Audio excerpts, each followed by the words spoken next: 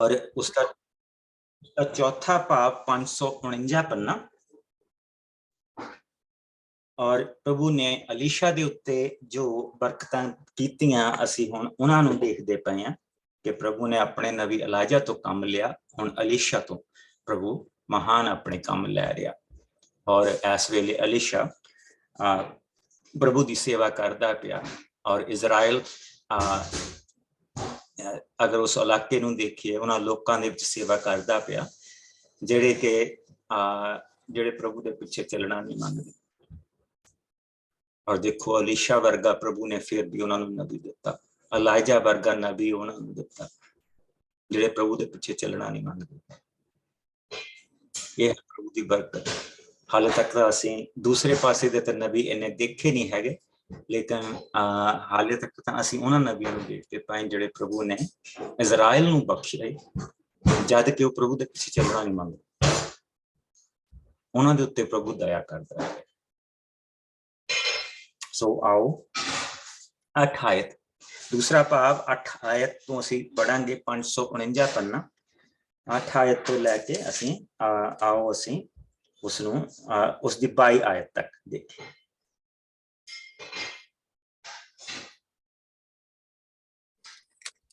Elisha ਅਤੇ ਸ਼ੂਨਮ ਦੀ ਇੱਕ ਧਨੀ ਔਰਤ। ਇੱਕ ਦਿਨ ਅਲੀਸ਼ਾ ਸ਼ੂਨਮ ਨਗਰ ਤੋਂ ਹੋ ਕੇ ਜਾ ਰਿਹਾ ਸੀ ਕਿ ਉੱਥੋਂ ਦੀ ਇੱਕ ਧਨੀ ਔਰਤ ਨੇ ਉਸ ਨੂੰ ਮਜਬੂਰ ਕੀਤਾ ਕਿ ਉਹ ਉਸਦੇ ਘਰ ਆ ਕੇ ਭੋਜਨ ਕਰੇ। ਇਸ ਦੇ ਪਿੱਛੋਂ ਅਲੀਸ਼ਾ ਜਦੋਂ ਵੀ ਸ਼ੂਨਮ ਵੱਲ ਜਾਂਦਾ ਤਾਂ ਉਹ ਉਸ ਔਰਤ ਦੇ ਘਰ ਭੋਜਨ ਕਰਦਾ ਸੀ।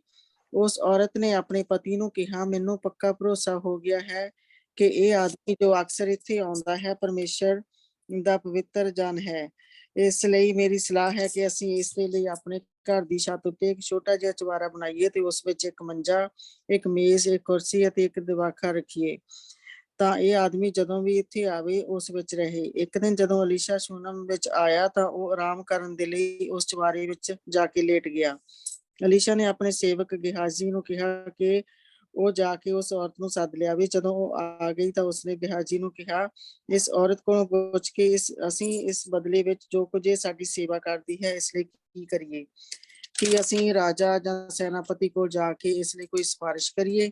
ਪਰ ਉਸ ਔਰਤ ਨੇ ਉੱਤਰ ਦਿੱਤਾ, ਮੇਰੇ ਕੋਲ ਇੱਥੇ ਆਪਣੇ ਲੋਕਾਂ ਵਿੱਚ ਰਹਿੰਦਿਆਂ ਸਭ ਕੁਝ ਹੈ। ਤਦ ਅਲੀਸ਼ਾ ਨੇ ਗਿਹਾਜ਼ੀ ਤੋਂ ਪੁੱਛਿਆ, ਤੂੰ ਦੱਸ ਕੇ ਇਸ ਔਰਤ ਲਈ ਕੀ ਕੀਤਾ ਜਾਵੇ? ਉਸਨੇ ਉੱਤਰ ਦਿੱਤਾ, ਇਸ ਔਰਤ ਦੇ ਘਰ ਕੋਈ ਪੁੱਤਰ ਨਹੀਂ ਅਤੇ ਇਸ ਦਾ ਪਤੀ ਵੀ ਬੁੱਢਾ ਹੈ। ਤਦ ਅਲੀਸ਼ਾ ਨੇ ਗਿਹਾਜ਼ੀ ਨੂੰ ਕਿਹਾ, ਉਸ ਔਰਤ ਨੂੰ ਇੱਥੇ ਸੱਦ। ਸੋ ਉਹ ਔਰਤ ਆ ਕੇ ਬੂਹੇ ਵਿੱਚ ਖੜੀ ਹੋ ਗਈ। ਅਲੀਸ਼ਾ ਨੇ ਉਸ ਔਰਤ ਨੂੰ ਕਿਹਾ, ਅਗਲੇ ਸਾਲ ਇਸ ਸਮੇਂ ਅਰਥਾਤ ਬਸੰਤ ਰੁੱਤੇ ਤੂੰ ਆਪਣੀ ਗੋਦ ਵਿੱਚ ਆਪਣੇ ਪੁੱਤਰ ਨੂੰ ਲੈ ਕੇ ਖਿਡਾਵੇਂਗੀ। ਉਸ ਔਰਤ ਨੇ ਤੁਰੰਤ ਹੈਰਾਨਗੀ ਵਿੱਚ ਕਿਹਾ, ਨਹੀਂ ਸ਼੍ਰੀਮਾਨ ਜੀ, ਮੇਰੇ ਨਾਲ ਮਖੌਲ ਨਾ ਕਰੋ, ਤੁਸੀਂ ਤਾਂ ਪਰਮੇਸ਼ਰ ਦੇ ਬੰਦੇ ਹੋ। ਪਰ ਅਲੀਸ਼ਾ ਦੇ ਕਹਿਣ ਅਨੁਸਾਰ ਅਗਲੇ ਸਾਲ ਉਸ ਔਰਤ ਦੇ ਬਸੰਤ ਰੁੱਤ ਵਿੱਚ ਇੱਕ ਪੁੱਤਰ ਨੂੰ ਜਨਮ ਦਿੱਤਾ। ਕੁਝ ਸਾਲਾਂ ਦੇ ਪਿੱਛੋਂ ਵਾਢੀਆਂ ਦੇ ਸਮੇਂ ਉਸ ਔਰਤ ਦਾ ਮੁੰਡਾ ਆਪਣੇ ਪਿਓ ਨਾਲ ਬਾਹਰ ਖੇਤ ਵਿੱਚ ਕੰਮ ਕਰਨ ਦੇ ਲਈ ਗਿਆ। ਜਦੋਂ ਉਹ ਵਾਢਿਆਂ ਦੇ ਨਾਲ ਕੰਮ ਕਰ ਰਿਹਾ ਸੀ ਤਾਂ ਅਚਾਨਕ ਉਹ ਆਪਣੇ ਪਿਤਾ ਨੂੰ ਉੱਚੀ ਉੱਚੀ ਕਹਿਣ ਲੱਗਾ, ਹਾਏ ਮੇਰਾ ਸਿਰ, ਹਾਏ ਮੇਰਾ ਸਿਰ। ਪਿਤਾ ਨੇ ਆਪਣੇ ਇੱਕ ਨੌਕਰ ਨੂੰ ਕਿਹਾ, ਇਸ ਮੁੰਡੇ ਨੂੰ ਇਸ ਦੀ ਮਾਤਾ ਕੋਲ ਲੈ ਜਾਵੋ। ਨੌਕਰ ਮੁੰਡੇ ਨੂੰ ਉਸਦੀ ਮਾਂ ਕੋਲ ਲੈ ਗਿਆ, ਜਿਸ ਨੇ ਉਸਨੂੰ ਦੁਪਹਿਰਾਂ ਤੱਕ ਆਪਣੀ ਗੋਦ ਵਿੱਚ ਲਈ ਰੱਖਿਆ ਅਤੇ ਉਸ ਸਮੇਂ ਉਹ ਮਰ ਗਿਆ।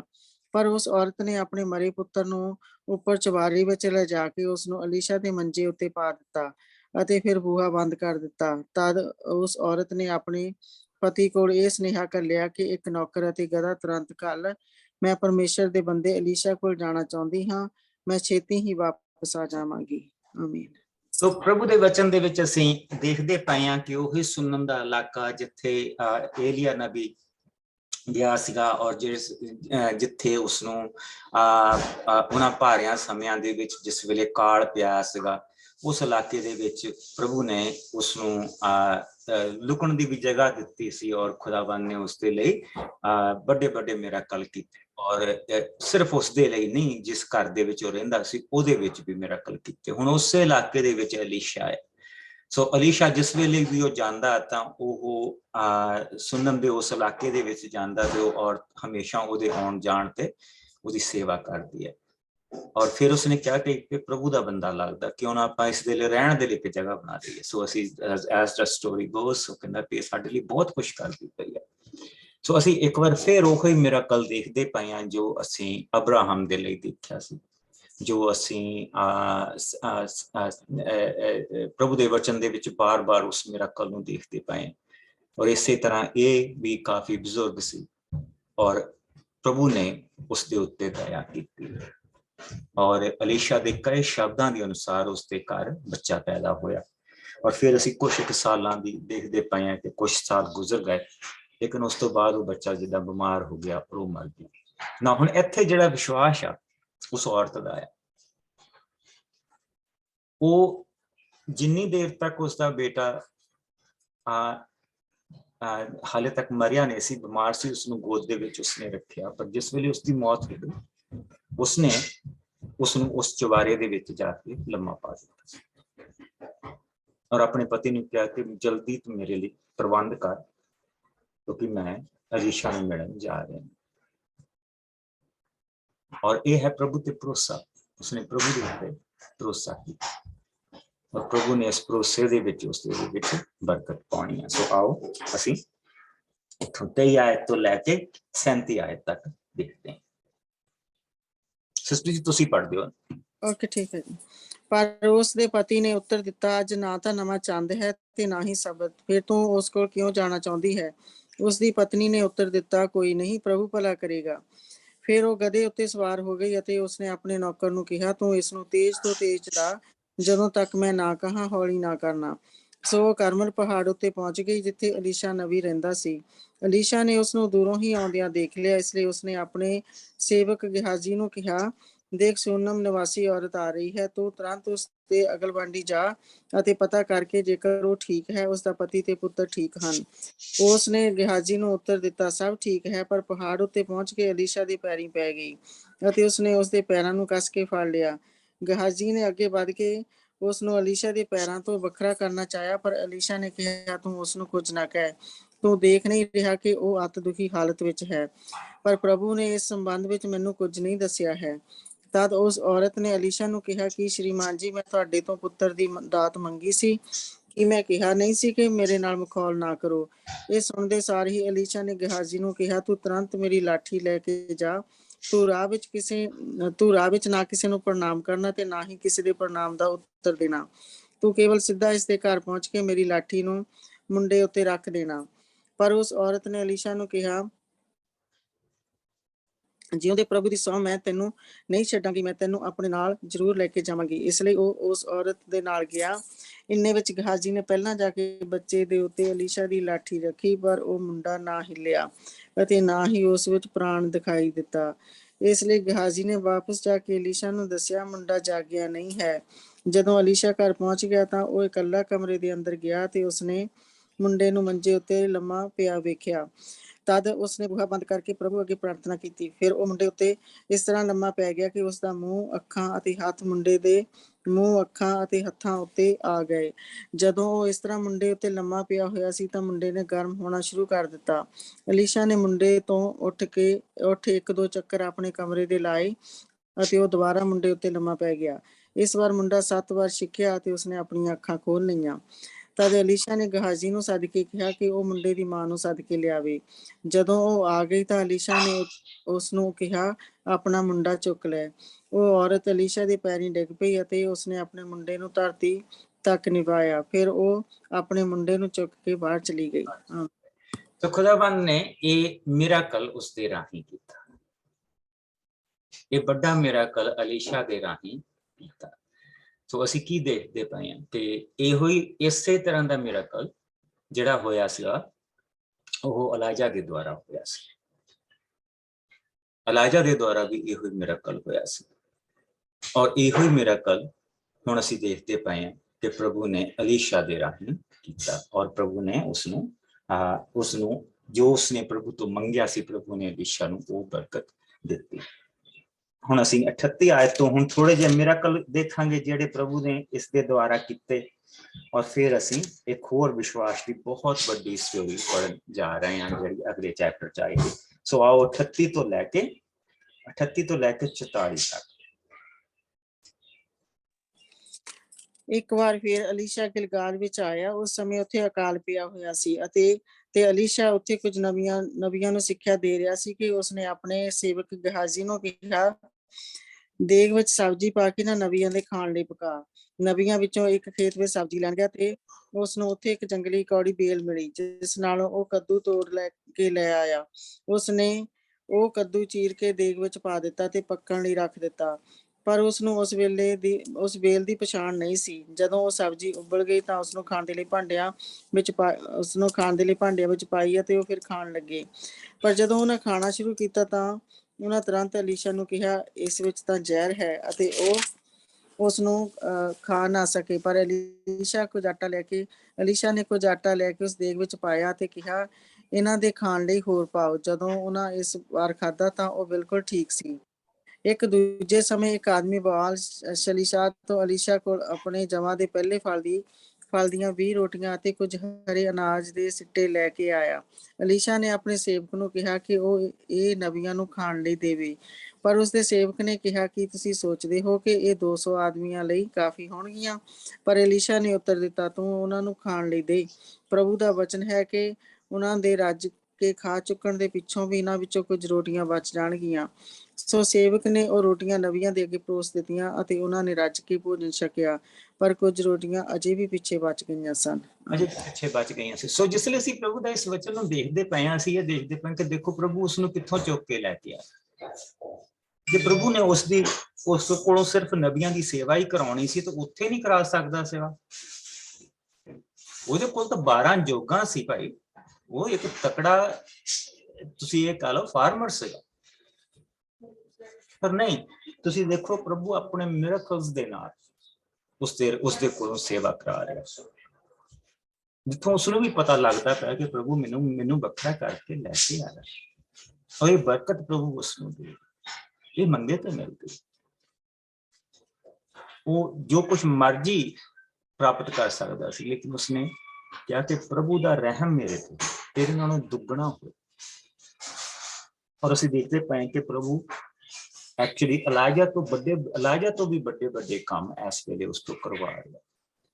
ਕਿ ਉਸਨੇ, ਅਸੀਂ ਦੇਖਿਆ ਕਿ ਜ਼ਹਿਰੀਲੀ ਜਿਹੜੀ ਦਾਲ ਸੀਗੀ ਉਹ ਪ੍ਰਭੂ ਨੇ ਖਾਣ ਯੋਗ ਬਣਾ ਦਿੱਤੀ ਨਬੀਆਂ ਦੇ ਲਈ, ਔਰ ਇਸੇ ਤਰ੍ਹਾਂ ਖਾਣਾ ਘੱਟ ਸੀਗਾ ਤੇ ਉਹ ਉਹਨਾਂ ਦੇ ਲਈ ਕਾਫੀ ਬਚ ਪਿਆ। ਸੋ ਅਗਲੀ ਜਿਹੜੀ ਹੈਗੀ ਆ, ਇਹ ਬਹੁਤ ਪਿਆਰਾ ਵਿਸ਼ਵਾਸ ਦੀ ਕਹਾਣੀ, ਔਰ ਇੱਕ ਛੋਟੀ ਜੀ ਬੱਚੀ ਦਾ ਵਿਸ਼ਵਾਸ, ਹੈ। ਔਰ ਦੂਜੀ ਚੀਜ਼ ਇਸ ਦੇ ਵਿੱਚ ਅਸੀਂ ਇਹ ਦੇਖਣੀ ਆ ਕਿ ਕਈ ਵਾਰੀ ਪ੍ਰਭੂ ਦੇ ਮਿਰਾਕਲ ਦੇ ਲਾਗੇ ਰਹਿ ਕੇ ਵੀ ਕਈ ਲੋਕ ਕੁਛ ਨਹੀਂ ਸਿੱਖਦੇ। ਸੋ ਅਸੀਂ ਇੱਥੇ ਦੋ ਚੀਜ਼ਾਂ ਸਿੱਖਣੀਆਂ ਇਸ ਕਹਾਣੀ ਤੋਂ। ਸੋ ਆਓ ਅਸੀਂ ਇਸ ਦੀਆਂ ਪੰਜਵਾਂ ਭਾਵ ਉਸ ਦੀਆਂ ਪਹਿਲੀਆਂ 15 ਆਇਤਾਂ ਪਹਿਲਾਂ ਦੇਖਾਂ। ਹਾਂਜੀ। ਨਾਮਾਨ ਦਾ ਚੰਗਾ ਹੋਣਾ। ਨਾਮਾਨ ਰਾਮ ਦੇ ਰਾਜਾ ਦਾ ਸੈਨਾਪਤੀ ਸੀ। ਉਸ ਦਾ ਰਾਮ ਦੇ ਰਾਜਾ ਦੇ ਦਰਬਾਰ ਵਿੱਚ ਵੱਡਾ ਮਾਣ ਸੀ ਤੇ ਉਸ ਦਾ ਹਰ ਥਾਂ ਆਦਰ ਕੀਤਾ ਜਾਂਦਾ ਸੀ, ਕਿਉਂਕਿ ਉਸ ਦੇ ਦੁਆਰਾ ਪ੍ਰਭੂ ਨੇ ਰਾਮੀ ਸੈਨਾ ਨੂੰ ਜਿੱਤ ਦਿੱਤੀ ਸੀ। ਸੋ ਉਹ ਇੱਕ ਵੱਡਾ ਯੋਧਾ ਸੀ, ਪਰ ਉਸ ਨੂੰ ਕੋੜ ਦਾ ਰੋਗ ਸੀ। ਰਾਮੀ ਸੈਨਾ ਨੇ ਇੱਕ ਵਾਰ ਇਜ਼ਰਾਈਲ ਦੇ ਇਲਾਕੇ ਉੱਤੇ ਚੜ੍ਹਾਈ ਕੀਤੀ ਅਤੇ ਉਹ ਉੱਥੋਂ ਕੁਝ ਲੋਕਾਂ ਨੂੰ ਗੁਲਾਮ ਬਣਾ ਕੇ ਲੈ ਗਏ ਸਨ, ਜਿਨ੍ਹਾਂ ਵਿੱਚ ਇੱਕ ਛੋਟੀ ਜਿਹੀ ਇਜ਼ਰਾਇਲੀ ਕੁੜੀ ਵੀ ਸੀ ਜੋ ਨਾਮਾਨ ਦੀ ਪਤਨੀ ਦੀ ਦਾਸੀ ਬਣੀ। ਇੱਕ ਦਿਨ ਉਸ ਛੋਟੀ ਕੁੜੀ ਨੇ ਆਪਣੀ ਮਾਲਕਣ ਨੂੰ ਕਿਹਾ, ਕਾਸ਼ ਕਿ ਮੇਰਾ ਮਾਲਕ ਸਾਡੇ ਸਾਮਰਿਆ ਦੇ ਨਬੀ ਕੋਲ ਜਾਂਦਾ। ਉਹ ਨਬੀ ਮੇਰੇ ਮਾਲਕ ਦੀ ਬਿਮਾਰੀ ਨੂੰ ਦੂਰ ਕਰ ਸਕਦਾ ਸੀ। ਜਦੋਂ ਨਾਮਾਨ ਨੂੰ ਪਤਾ ਲੱਗਾ ਤਾਂ ਉਸਨੇ ਜਾ ਕੇ ਰਾਜਾ ਨੂੰ ਇਹ ਗੱਲ ਦੱਸੀ। ਰਾਜਾ ਨੇ ਕਿਹਾ, ਤੂੰ ਇਜ਼ਰਾਈਲ ਦੇ ਰਾਜਾ ਕੋਲ ਜਾ, ਮੈਂ ਉਸਨੂੰ ਇਸ ਸੰਬੰਧ ਵਿੱਚ ਇੱਕ ਪੱਤਰ ਲਿਖ ਦਿੰਦਾ ਹਾਂ। ਸੋ ਨਾਮਾਨ ਇਹ ਚੀਜ਼ਾਂ ਆਪਣੇ ਨਾਲ ਲੈ ਕੇ ਗਿਆ, 30,000 ਚਾਂਦੀ ਦੇ ਸਿੱਕੇ, 6,000 ਸੋਨੇ ਦੇ ਸਿੱਕੇ ਤੇ 10 ਜੋੜੇ ਕੱਪੜਿਆਂ ਦੇ। ਰਾਜੇ ਨੇ ਜੋ ਪੱਤਰ ਇਜ਼ਰਾਈਲ ਦੇ ਰਾਜਾ ਨੂੰ ਲਿਖਿਆ, ਉਸ ਵਿੱਚ ਲਿਖਿਆ ਸੀ, ਇਸ ਪੱਤਰ ਦੁਆਰਾ ਤੂੰ ਜਾਣ ਜਾਵੇਂਗਾ ਕਿ ਮੈਂ ਆਪਣੇ ਸੇਵਕ ਨਾਮਾਨ ਨੂੰ ਤੇਰੇ ਕੋਲ ਘੱਲਿਆ ਹੈ, ਜਿਸ ਨੂੰ ਕੋੜ ਦਾ ਰੋਗ ਹੈ।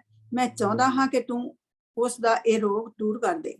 ਪਰ ਜਦੋਂ ਇਜ਼ਰਾਈਲ ਦੇ ਰਾਜਾ ਨੇ ਇਹ ਪੱਤਰ ਪੜ੍ਹਿਆ ਤਾਂ ਉਸਨੇ ਆਪਣੇ ਕੱਪੜੇ ਪਾੜ ਸੁੱਟੇ ਤੇ ਉਸਨੇ ਦੁੱਖ ਤੇ ਹੈਰਾਨਗੀ ਵਿੱਚ ਕਿਹਾ, ਰਾਮੀ ਰਾਜਾ ਕਿਸ ਤਰ੍ਹਾਂ ਕਹਿ ਸਕਦਾ ਹੈ ਕਿ ਮੈਂ ਇਸ ਆਦਮੀ ਦਾ ਰੋਗ ਦੂਰ ਕਰਾਂ? ਕੀ ਉਹ ਸੋਚਦਾ ਹੈ ਕਿ ਮੈਂ ਪਰਮੇਸ਼ਰ ਹਾਂ ਜੋ ਜੀਵਨ ਤੇ ਮੌਤ ਦੇ ਸਕਦਾ ਹੈ? ਇਸ ਤੋਂ ਸਾਫ਼ ਪ੍ਰਗਟ ਹੈ ਕਿ ਰਾਮੀ ਰਾਜਾ ਮੇਰੇ ਨਾਲ ਲੜਨ ਦੀ ਵਿਉਂਤ ਬਣਾ ਰਿਹਾ ਹੈ। ਜਦੋਂ ਇਹ ਖਬਰ ਪਰਮੇਸ਼ਰ ਦੇ ਬੰਦੇ ਅਲੀਸ਼ਾ ਨੂੰ ਮਿਲੀ ਕਿ ਰਾਜਾ ਨੇ ਆਪਣੇ ਕੱਪੜੇ ਪਾੜ ਸੁੱਟੇ ਹਨ, ਤਾਂ ਉਸਨੇ ਰਾਜਾ ਕੋਲ ਇਹ ਸੰਦੇਸ਼ ਘੱਲਿਆ, ਤੂੰ ਇੰਨਾ ਦੁਖੀ ਕਿਉਂ ਹੈ? ਤੂੰ ਉਸ ਆਦਮੀ ਨੂੰ ਮੇਰੇ ਕੋਲ ਘੱਲ ਅਤੇ ਮੈਂ ਉਸ ਨੂੰ ਦੱਸਾਂਗਾ ਕਿ ਇਜ਼ਰਾਈਲ ਵਿੱਚ ਕੋਈ ਨਬੀ ਹੈ। ਸੋ ਨਾਮਾਨ ਆਪਣੇ ਘੋੜਿਆਂ ਤੇ ਰਥਾਂ ਨਾਲ ਗਿਆ ਤੇ ਲੀਸ਼ਾ ਦੇ ਘਰ ਦੇ ਬੂਹੇ ਅੱਗੇ ਜਾ ਕੇ ਖੜਾ ਹੋ ਗਿਆ। ਲੀਸ਼ਾ ਨੇ ਆਪਣੇ ਘਰ ਦੇ ਅੰਦਰੋਂ ਹੀ ਆਪਣੇ ਸੇਵਕ ਦੇ ਦੁਆਰਾ ਬਾਹਰ ਖੜੇ ਨਾਮਾਨ ਨੂੰ ਕਿਹਾ, ਜਾ ਕੇ ਜਰਦਨ ਦਰਿਆ ਵਿੱਚ 7 ਵਾਰ ਚੁੱਭੀ ਮਾਰ, ਤਾਂ ਤੂੰ ਆਪਣੇ ਕੋਟ ਤੋਂ ਬਿਲਕੁਲ ਸਾਫ਼ ਹੋ ਜਾਵੇਗਾ। ਪਰ ਨਾਮਾਨ ਇਹ ਸੁਣ ਕੇ ਗੁੱਸੇ ਨਾਲ ਉੱਥੋਂ ਵਾਪਸ ਚੱਲ ਪਿਆ। ਉਸਨੇ ਕਿਹਾ, ਮੈਂ ਸੋਚਦਾ ਸਾਂ ਕਿ ਉਹ ਘੱਟ ਤੋਂ ਘੱਟ ਬਾਹਰ ਤਾਂ ਆਵੇਗਾ ਤੇ ਪ੍ਰਭੂ ਆਪਣੇ ਪਰਮੇਸ਼ਰ ਅੱਗੇ ਮੇਰੇ ਲਈ ਪ੍ਰਾਰਥਨਾ ਕਰੇਗਾ ਅਤੇ ਫਿਰ ਉਹ ਮੇਰੇ ਕੋੜ ਵਾਲੀ ਥਾਂ ਉੱਤੇ ਆਪਣਾ ਹੱਥ ਫੇਰੇਗਾ ਤੇ ਇਸ ਤਰ੍ਹਾਂ ਮੈਨੂੰ ਚੰਗਾ ਕਰੇਗਾ। ਕਿ ਸਾਡੇ ਆਪਣੇ ਦਮਸ਼ਕ ਦੇ ਦਰਿਆ ਅਬਨਾ ਤੇ ਫਰਫਰ ਜਰਦਨ ਦਰਿਆ ਤੋਂ ਚੰਗੇ ਨਹੀਂ? ਮੈਂ ਉਹਨਾਂ ਵਿੱਚ ਨਹਾ ਕੇ ਵੀ ਤਾਂ ਸ਼ੁੱਧ ਹੋ ਸਕਦਾ ਸਾਂ। ਪਰ ਉਸ ਦੇ ਨੌਕਰ ਉਸ ਕੋਲ ਨਮਰਤਾ ਪੂਰਵਕ ਆ ਕੇ ਬੋਲੇ, ਮਾਲਕ, ਜੇਕਰ ਨਬੀ ਤੁਹਾਨੂੰ ਕੋਈ ਕਠਨ ਕੰਮ ਕਰਨ ਦੇ ਲਈ ਕਹਿੰਦਾ ਤਾਂ ਕੀ ਤੁਸੀਂ ਉਹ ਨਾ ਕਰਦੇ? ਫਿਰ ਜੇਕਰ ਉਸਨੇ ਇਹ ਕਿਹਾ ਹੈ, ਨਹਾ ਤੇ ਸ਼ੁੱਧ ਹੋ, ਇਹ ਕਰਨ ਵਿੱਚ ਬੁਰਾ ਕੀ ਹੈ? ਇਸ ਲਈ ਨਾਮਾਨ ਨੇ ਜਰਦਨ ਦਰਿਆ ਵਿੱਚ ਜਾ ਕੇ ਈਸ਼ਾ ਨਬੀ ਦੇ ਕਹੇ ਅਨੁਸਾਰ ਸਭ ਚੁੱਭੀਆਂ ਲਾਈਆਂ। ਉਸਦੇ ਇਹ ਕਰਦਿਆਂ ਹੀ ਉਸਦਾ ਕੋੜ ਪੂਰੀ ਤਰ੍ਹਾਂ ਨਾਲ ਦੂਰ ਹੋ ਗਿਆ ਅਤੇ ਉਸਦੇ ਸਰੀਰ ਦਾ ਮਾਸ ਇੱਕ ਬੱਚੇ ਦੇ ਮਾਸ ਵਰਗਾ ਸਾਫ਼ ਤੇ ਸ਼ੁੱਧ ਹੋ ਗਿਆ। ਤਦ ਉਹ ਤੁਰੰਤ ਲੀਸ਼ਾ ਕੋਲ ਮੁੜ ਕੇ ਆਇਆ ਅਤੇ ਬੋਲਿਆ, ਸ਼੍ਰੀਮਾਨ ਜੀ, ਮੈਂ ਪੂਰੀ ਤਰ੍ਹਾਂ ਨਾਲ ਜਾਣ ਗਿਆ ਹਾਂ ਕਿ ਇਜ਼ਰਾਈਲ ਦੇ ਪਰਮੇਸ਼ਰ ਤੋਂ ਸਿਵਾਏ ਹੋਰ ਕੋਈ ਦੂਜਾ ਦੇਵਤਾ ਨਹੀਂ। ਹੁਣ ਕਿਰਪਾ ਕਰਕੇ ਮੇਰੀ ਛੋਟੀ ਜਿਹੀ ਭੇਟ ਸਵੀਕਾਰ ਕਰੋ। ਸੋ ਅਸੀਂ ਪ੍ਰਭੂ ਦੇ ਵਚਨ 'ਚ ਕੀ ਦੇਖਦੇ ਪਏ ਹਾਂ ਕਿ ਉਹ ਛੋਟੀ ਜਿਹੀ ਬੱਚੀ ਜਿਹੜੀ ਕਿ ਇੱਕ ਜੰਗ ਦੇ ਦੌਰਾਨ ਗੁਲਾਮ ਬਣਾ ਕੇ ਲੈ ਜਾ ਚੁੱਕੀ ਹੈ। ਸੋ ਬੇਸਿਕਲੀ ਜੇ ਅਸੀਂ ਇਹ ਕਹੀਏ ਕਿ ਉਹ ਕਿਸ ਇਲਾਕੇ ਦੀ ਹੋਏਗੀ, ਤਾਂ ਜਿਹੜਾ ਇਲਾਕਾ ਬਹੁਤ ਵਾਰੀ ਇਹਨਾਂ ਦੇ ਵਿੱਚ ਆਰਾਮ ਦੇ ਵਿੱਚ ਔਰ ਦਮਿਸ਼ਕ ਦੇ ਵਿੱਚ ਹਮੇਸ਼ਾ ਵੰਡਿਆ ਰਿਹਾ ਆ ਕਿ ਕਦੀ ਉਹ ਜਿੱਤ ਜਾਂਦੇ ਸੀ ਤੇ ਕਦੀ ਉਹ ਜਿੱਤ ਜਾਂਦੇ ਸੀਗੇ। ਉਹ ਮਨੱਸੇ ਦੇ ਕਬੀਲੇ ਦਾ ਇਲਾਕਾ, ਲੈਟ ਮੀ ਸੀ, ਆ ਜਿਹੜਾ ਮਨੱਸੇ ਦੇ ਕਬੀਲੇ ਦਾ ਜਿਹੜਾ ਇਲਾਕਾ ਸੀਗਾ, ਇਸ ਕਬੀਲੇ ਦੇ ਵਿੱਚ ਕਦੀ ਤਾਂ ਇਹ ਹਾਰ ਜਾਂਦੇ ਸੀਗੇ, ਕਦੀ ਇੱਧਰਲਾ ਰਾਜਾ ਮੁੜ ਕੇ ਫਿਰ ਜਿੱਤ ਜਾਂਦਾ ਸੀ, ਕਦੀ ਫਿਰ ਇਹ ਹਾਰ ਜਾਂਦੇ ਸੀਗੇ। ਸੋ ਇਹ ਇਲਾਕਾ ਇਸ ਇਲਾਕੇ ਨੇ ਹੱਥ ਬਹੁਤ ਵਾਰੀ ਚੇਂਜ ਕੀਤੇ ਔਰ ਸੇਮ ਵਿਦ ਜਿਹੜਾ ਗਾਦ ਦਾ ਇਲਾਕਾ ਸੀਗਾ, ਇਹ ਵੀ ਆਉਂਦਾ ਜਾਂਦਾ ਰਹਿੰਦਾ ਸੀ ਉਹਨਾਂ ਦੇ ਹੱਥਾਂ ਦੇ ਵਿੱਚ। ਸੋ ਇੱਥੋਂ ਇਸ ਇਲਾਕੇ ਦੇ ਵਿੱਚੋਂ ਛੋਟੀ ਜਿਹੀ ਬੱਚੀ ਜਿਹੜਾ ਆਰਾਮ ਦਾ ਜਿਹੜਾ ਰਾਜਾ ਉਸਨੂੰ ਕੈਦੀ ਬਣਾ ਕੇ ਲੈ ਗਿਆ ਔਰ ਉਸਨੂੰ ਆਪਣੀ ਪਤਨੀ ਦੀ ਸੇਵਾ ਦੇ ਲਈ ਉਸਨੇ ਰੱਖ ਦਿੱਤਾ। ਉਸ ਬੱਚੀ ਨੇ ਉਸਦੇ ਵੱਲ ਦੇਖਿਆ, ਕਹਿੰਦੀ ਕਿ ਕਾਸ਼, ਕਹਿੰਦੀ ਇਹ ਸਾਡੇ ਨਬੀ ਦੇ ਕੋਲ ਜਾਂਦਾ, ਉਹਨੂੰ ਤੰਦਰੁਸਤੀ ਮਿਲਣੀ ਸੀ। ਉਸਦੀ ਪਤਨੀ ਨੇ ਉਹਦੇ ਨਾਲ ਗੱਲ ਕੀਤੀ, ਉਸਨੇ ਜਾ ਕੇ ਰਾਜਾ ਨਾਲ ਗੱਲ ਕੀਤੀ। ਬਨਹਦਦ ਸੀਗਾ ਉਸ ਵੇਲੇ ਰਾਜਾ। ਬਨਹਦਦ ਨੇ ਜਿਹੜੀ ਸੀਗੀ ਉਸ ਵੇਲੇ ਅਹਾਬ ਦਾ ਜਿਹੜਾ ਮੁੰਡਾ ਸੀਗਾ ਯਹੋਰਾਮ, ਉਹ ਰਾਜ ਕਰਦਾ ਸੀ। ਉਸਨੇ ਉਹਦੇ ਕੋਲ ਚਿੱਠੀ ਘੱਲੀ। ਯਹੋਰਾਮ ਨੇ ਇਹ ਸੋਚਣ ਦੀ ਬਜਾਏ ਕਿ ਇਸਨੇ ਨਬੀ ਦੇ ਕੋਲ ਘੱਲਿਆ, ਉਸਨੇ ਕਿਹਾ ਕਿ ਮੈਂ ਕੋਈ ਪਰਮੇਸ਼ਰ ਲੱਗਾ ਹੈ ਜਿਹੜਾ ਇਹਨੂੰ ਠੀਕ ਕਰ ਸਕਦਾ। ਉਹ ਲੜਾਈ ਦੇ ਲਈ ਕੁਛ ਨਾ ਕੁਛ ਸਾਧਨ ਲੱਭਦਾ ਪਿਆ। ਲੇਕਿਨ ਯਹੋਰਾਮ ਦੇ ਨੌਕਰਾਂ ਨੇ ਕਿਹਾ ਕਿ ਦੇਖ, ਇਹਨੂੰ ਅਲੀਸ਼ਾ ਦੇ ਕੋਲ ਘੱਲ, ਇਹਨੂੰ ਅਲੀਸ਼ਾ ਦੇ ਕੋਲ ਘੱਲ। ਪਰ ਹੁਣ ਉਸਨੂੰ ਅਲੀਸ਼ਾ ਦੇ ਕੋਲ ਜਿਸ ਵੇਲੇ ਘੱਲਿਆ ਆ, ਤਾਂ ਅਲੀਸ਼ਾ ਨੇ ਉਸਦੇ ਉੱਤੇ ਉਸਨੂੰ ਕਿਹਾ ਕਿ ਤੂੰ ਜਾ ਕੇ ਜਰਦਨ ਦਰਿਆ ਦੇ ਵਿੱਚ 7 ਚੁੱਭੀਆਂ ਮਾਰ। ਉਹਨੇ ਵੀ ਆਪਣੀ ਉਹ ਆਕੜ ਰੱਖੀ ਤੇ ਇਹ ਕਿੱਦਾਂ ਮੈਨੂੰ ਕਹਿੰਦਾ ਹੈਗਾ ਜਾ ਕੇ ਮੈਂ ਇਹਨਾਂ ਦੇ ਦਰਿਆ ਦੇ ਵਿੱਚ 7 ਚੁੱਭੀਆਂ ਲਾਵਾਂ। ਸਾਡੇ ਦਰਿਆ ਮਾੜੇ